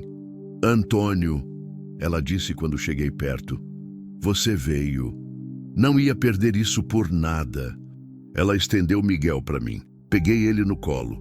O bebê estava acordado, olhinhos arregalados, olhando tudo com curiosidade. "Oi, afilhado", sussurrei. "Tá pronto pro grande dia?" Miguel fez um barulhinho. Depois agarrou meu dedo com a mãozinha pequena. Senti algo derreter no peito. A cerimônia começou. O padre, um homem velho de voz suave, falou sobre família, sobre amor, sobre compromisso, sobre como um padrinho não é só título, é responsabilidade, é estar presente, é guiar, é proteger. Quando chegou a hora, o padre me chamou junto com a madrinha, uma amiga de Júlia da costureira. "Você, Antônio, aceita ser padrinho de Miguel Antônio, comprometendo-se a guiá-lo no caminho da fé, a apoiá-lo em momentos de dificuldade e a ser presença constante em sua vida?" Olhei para o bebê nos meus braços, para o rostinho perfeito, para os olhinhos que me olhavam com confiança absoluta. "Aceito." O padre sorriu. Fez o sinal da cruz na testa de Miguel. Depois molhou a mão na água benta e deixou 3 gotas caírem na cabeça do bebê. Miguel não chorou, só olhou para o padre com curiosidade. "Está batizado, Miguel Antônio, filho de Deus, protegido pela fé, guardado pelo amor." Aplausos suaves ecoaram pela igreja. Devolvi Miguel para Júlia. Ela tinha lágrimas escorrendo, mas estava sorrindo. "Obrigada", ela sussurrou, "por tudo." Depois da cerimônia, teve almoço na casa de Esther. Churrasqueira no quintal, mesas cheias de comida, gente conversando, rindo, crianças correndo, vida, barulho, alegria. Fiquei sentado numa cadeira no canto, observando. Júlia circulava com Miguel, apresentando ele para todo mundo. O bebê ia de colo em colo, sempre calmo, sempre curioso. Quando passou por mim, Júlia parou. "Você tá bem? Muito barulho?" "Tô ótimo, é bom. Fazia tempo que não via tanta gente feliz junta." Ela se sentou ao meu lado, Miguel no colo. "Sabe o que eu penso às vezes?" ela disse, olhando para o filho. "Penso em como tudo podia ter sido diferente se você não tivesse passado naquela estrada, se as onças não tivessem me protegido, se você tivesse tido medo e seguido em frente. Mas eu não segui. Não. Você parou, você desceu, você me salvou." Ela me olhou. "E mudou tudo, não só para mim, para você também, né?" Pensei na resposta. Na fazenda vazia que eu tinha deixado para trás. No homem que eu era 3 meses atrás. Sozinho, perdido, apenas existindo. Mudou, admiti. Mudou tudo. Miguel começou a choramingar. Júlia se levantou. "Acho que tá com fome. Vou dar de mamar." Ela olhou para mim mais uma vez. Fica mais um dia. Por favor, amanhã eu te mostro a casinha que vou alugar. Queria que você visse. Fico. Passei a noite na casa de Esther de novo. No dia seguinte, Júlia me levou para ver a casa. Era pequena mesmo. 2 peças e um banheiro. Quintal minúsculo, mas limpa, pintada de verde claro. Com uma jabuticabeira no quintal que já dava frutos. É perfeita, eu disse. É nossa. A voz dela estava carregada de emoção. Pela primeira vez na vida, vou ter algo que é só meu, que ninguém pode tirar, que eu conquistei com meu próprio trabalho. Olhei para ela, para a força que tinha naquele corpo pequeno, para a coragem que tinha crescido desde aquele dia na estrada. Você é incrível, Júlia. Nunca esquece isso. Ela limpou uma lágrima. Aprendi com o melhor. Na volta para a fazenda, parei de novo naquele lugar. A estrada de terra vermelha, as árvores dos 2 lados, o lugar onde tudo tinha começado. Desci do carro, caminhei até o ponto exato. A terra estava lisa, nenhuma marca, nenhum sinal de que algo extraordinário tinha acontecido ali. Mas eu sabia e ia lembrar sempre. Obrigado, falei para o vento, para o céu, para as árvores, para o universo. Por me dar essa chance, por me lembrar que ainda tem sentido, que ainda vale a pena. O vento balançou as folhas. Trouxe um cheiro de terra molhada, mesmo que não tivesse chovido. Sorri. Voltei para o carro. Peguei a estrada para casa. Quando cheguei na fazenda, o sol já estava se pondo, dourado, bonito, pintando tudo de cores quentes. Sentei na varanda, tomei um café. Olhei para o horizonte e pela primeira vez em 3 anos não senti falta. Não senti aquele buraco que consumia tudo. Senti plenitude. Maria tinha ido, sempre ia doer, sempre ia deixar saudade, mas a vida tinha continuado. Eu tinha escolhido continuar com ela. Tinha escolhido parar naquela estrada, tinha escolhido ajudar. Tinha escolhido viver de novo, e isso percebi enquanto as estrelas começavam a aparecer no céu escurecendo. Isso mudava tudo. A vida não tinha acabado quando Maria morreu. Tinha apenas mudado de forma, e estava tudo bem. Mais que bem. Estava bom, estava certo, estava completo. Deixe sua opinião nos comentários e se inscreva no canal. Continue 0249 Architected Final Chapter Closure with Character Transformation and Thematic Resonance. Capítulo 8. O círculo se fecha 2 anos e meio depois. A fazenda tinha mudado. Não drasticamente, mas o suficiente para quem conhecia perceber. A cerca da frente não era mais branca descascada. Era branca reluzente, pintada todo ano. O jardim que eu tinha plantado naquela época tinha crescido, se espalhado, virado um canteiro colorido que dava vida à entrada. A casa não rangia mais tanto. Tinha consertado as tábuas soltas, reforçado as vigas, dado atenção a cada detalhe que antes eu ignorava. E não estava mais sozinho. Não no sentido de ter alguém morando comigo. A solidão física continuava, mas tinha visitas agora. Esther vinha a cada 2 meses, sempre com novidades, sempre com histórias. Seu Valdemar e Dona Lourdes paravam para tomar café quando passavam pela região. Até fiz amizade com o padre da cidade, que vinha de vez em quando conversar sobre filosofia e tomar uma cachaça boa no fim da tarde. A vida tinha voltado a ter movimento. Mas a visita que mais esperava era sempre a mesma: Júlia e Miguel. Vinham a cada 3 meses, sempre que ela conseguia tirar uns dias do trabalho. A casinha pequena que ela tinha alugado virou casa comprada. O trabalho na costureira virou sociedade. Agora ela era dona de metade do negócio. Miguel tinha crescido, virado um menino esperto, falante, cheio de energia, e me chamava de padrinho com orgulho. Era manhã de sábado quando ouvi o barulho do carro subindo a estrada. Larguei a enxada que estava usando para cuidar da horta. Outra coisa nova, Maria sempre quis uma, e fui até a frente da casa. O carro parou. A porta traseira se abriu antes mesmo do motor desligar. Padrinho! Miguel saiu correndo, os bracinhos abertos, o sorriso largo mostrando os dentes que tinham nascido tortos, mas que deixavam ele ainda mais bonito. Me abaixei e abri os braços. Ele pulou, me abraçou com força. Oi, campeão! Que saudade! Saudade também. Ele se afastou, olhos brilhando. Padrinho, a mamãe diz que hoje você vai me ensinar a pescar. Olhei para Júlia, que tinha saído do carro carregando uma sacola. Ela deu de ombros, sorrindo. Você prometeu da última vez. Ele não esqueceu. E eu não volto atrás de promessa. Peguei Miguel no colo mesmo ele já estando grandinho para isso.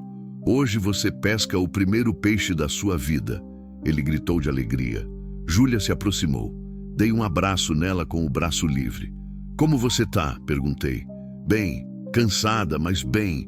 O negócio tá crescendo. Tamo até pensando em abrir outra loja. Que orgulho. E era verdade. Ver ela assim, forte, independente, dona da própria vida, era motivo de orgulho imenso. Passamos o dia como sempre. Almoço farto que a gente fazia junto. Júlia cozinhava, eu ajudava, Miguel ajudava, mas na verdade só atrapalhava e a gente ria. Depois da comida, levei ele até o riacho que cortava a propriedade. Tinha preparado tudo antes. Vara simples, linha, anzol, isca, nada sofisticado, só o básico para um menino de 3 anos se divertir. Sentamos na beirada. Coloquei a isca no anzol, mostrei para ele como segurar a vara, como esperar. Tem que ter paciência, ensinei. Peixe não vem na hora que a gente quer, vem na hora dele. Miguel ficou quieto, concentrado, segurando a vara com seriedade de gente grande. Ficamos assim por quase meia hora, eu ao lado dele, só observando. O sol batendo na água, o vento nas árvores, o silêncio bom de quem não precisa preencher todo o espaço com palavras. Foi quando a vara vergou. Padrinho, tem alguma coisa? Puxa, devagar, isso, assim mesmo. Ajudei ele a puxar. O peixe não era grande, um lambari pequeno, prateado, mas para os olhos de Miguel era um troféu.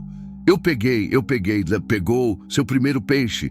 Tirei o lambari do anzol com cuidado, mostrei para ele. Agora a gente solta de volta. Ele é pequeno ainda, precisa crescer. Por quê? Porque tudo que vive merece uma chance de crescer, de ser o que tem que ser. Coloquei o peixe de volta na água. Ele ficou parado por um segundo, confuso. Depois nadou rápido para longe. Miguel olhou para mim com aqueles olhos castanhos sérios. Padrinho, a mamãe disse que você salvou ela. Fiquei sem saber o que dizer. Ela te contou? Contou. Disse que você achou ela na estrada, que ela estava com muito medo e que você cuidou dela e de mim quando eu ainda estava na barriga. Engoli seco. Sua mãe é quem é corajosa. Eu só ajudei. Mas você ajudou quando ninguém mais ia ajudar. A mamãe disse isso. Ele pegou minha mão. Obrigado por salvar a gente, padrinho. Senti os olhos arderem. De nada, campeão. Foi a melhor coisa que eu fiz na vida. Ele sorriu. Depois voltou a atenção para a vara, já querendo pescar outro. Voltamos para casa quando o sol começou a descer. Júlia tinha preparado café e bolo. Sentamos na varanda, os três, conversando enquanto a tarde virava a noite. Antônio, Júlia disse de repente, preciso te contar uma coisa. Olhei para ela. Tinha algo diferente no jeito que falou. O quê? Recebi uma carta, do Rodrigo. Meu corpo ficou tenso. Quando? Semana passada. Ela olhou para o colo. Ele tá na cadeia. Foi preso por agressão. Bateu em outra mulher, a namorada nova. Só que ela denunciou. Ele pegou 3 anos. Não sabia o que sentir. Raiva, satisfação, alívio. E o que ele quer? Perdão. Júlia deu uma risada amarga. Disse que se arrependeu, que quer uma chance de conhecer o filho, que mudou. E você? O que você pensa? Ela ficou quieta por um tempo. Miguel tinha adormecido no colo dela, cansado do dia. Penso que algumas pontes a gente queima por um motivo e que não precisa reconstruir elas só porque alguém pediu. Ela me olhou. Miguel não precisa dele, nunca precisou e nunca vai. Assenti. Você decidiu certo. Sei que sim. Ela passou a mão no cabelo do filho. A gente tá bem, feliz, seguro, e isso é o que importa. Naquela noite, depois de colocar Miguel para dormir no quarto de hóspedes e Júlia se recolher também, saí para a varanda como sempre. O céu estava limpo, estrelas infinitas, lua crescente iluminando o pasto. Sentei na cadeira velha, a mesma onde tinha sentado tantas noites sozinho, afundado em luto. Mas não estava mais afundado, estava em paz. Foi quando ouvi um rosnado baixo, familiar. Virei devagar. Lá estavam elas, as duas onças. Pela primeira vez em quase 3 anos, estavam ali de novo. Sentadas no limite do pasto, onde a luz da varanda não alcançava direito. Apenas sombras com olhos amarelos brilhando. Me levantei, devagar. Desci os degraus da varanda. Vocês voltaram, falei baixo. As onças não se mexeram. Caminhei até ficar a uns 10 metros delas, perto o suficiente para ver, longe o suficiente para respeitar. Não sei se vocês entendem, não sei se isso faz sentido, mas preciso dizer. Parei procurando as palavras. Obrigado. Por tudo. Por trazer ela até mim. Por me dar propósito de novo. Por me lembrar que ainda tem coisas que valem a pena nesse mundo. A onça maior se levantou. Aquela que eu sempre reconhecia. Aquela que tinha baixado a cabeça naquele dia na cerca. Ela caminhou até mim. Meu coração disparou, mas não recuei. Ela parou a 1 metro, me olhou direto nos olhos e então fez algo impossível. Se aproximou mais, devagar, até encostar a cabeça grande na minha mão. Senti o pelo macio, o calor do corpo, a respiração pesada. Passei a mão de leve, como se acariciasse um gato, mas era uma onça, uma predadora, uma força da natureza. E estava ali, confiando, permitindo. Vocês sabem, né? Sussurrei.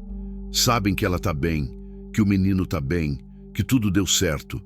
A onça se afastou, olhou para mim mais uma vez, e naquele olhar eu vi despedida, não temporária, definitiva. A missão delas tinha terminado. O ciclo tinha se fechado. Não precisavam mais vigiar. Vão em paz, falei, a voz embargada.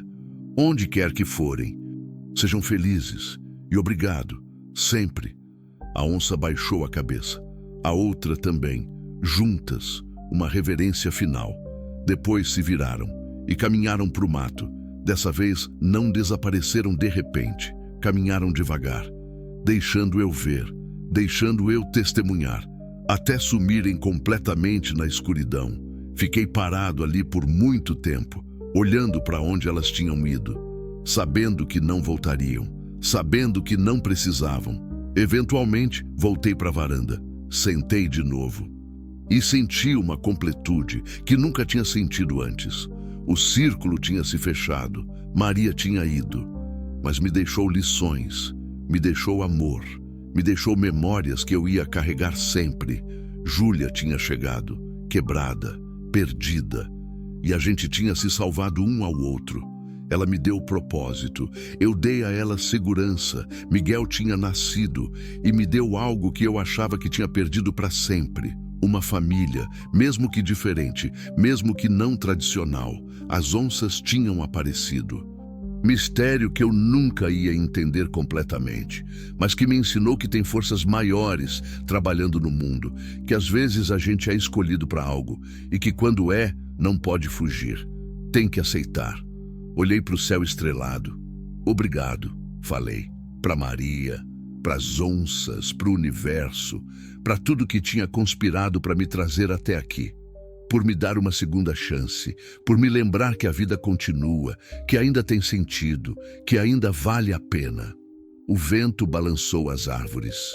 Trouxe o cheiro de terra, de capim, de vida, e eu soube que ia ficar tudo bem, não perfeito, nunca seria perfeito, mas bem. E isso era suficiente, mais que suficiente, era tudo. Fim. Esta história nos mostra que às vezes os encontros mais improváveis trazem as transformações mais profundas, que fazer o certo nem sempre é fácil, mas sempre vale a pena. E que todos nós merecemos segundas chances, tanto para dar quanto para receber. A vida continua. E quando a gente escolhe continuar com ela, escolhe ajudar, escolhe acreditar, tudo muda. Obrigado por acompanhar a jornada de Antônio, Júlia e Miguel. Que essa história te inspire a ser a pessoa que para na estrada quando alguém precisa. A pessoa que estende a mão. A pessoa que acredita em recomeços. Deixe sua opinião nos comentários e se inscreva no canal para mais histórias que tocam o coração.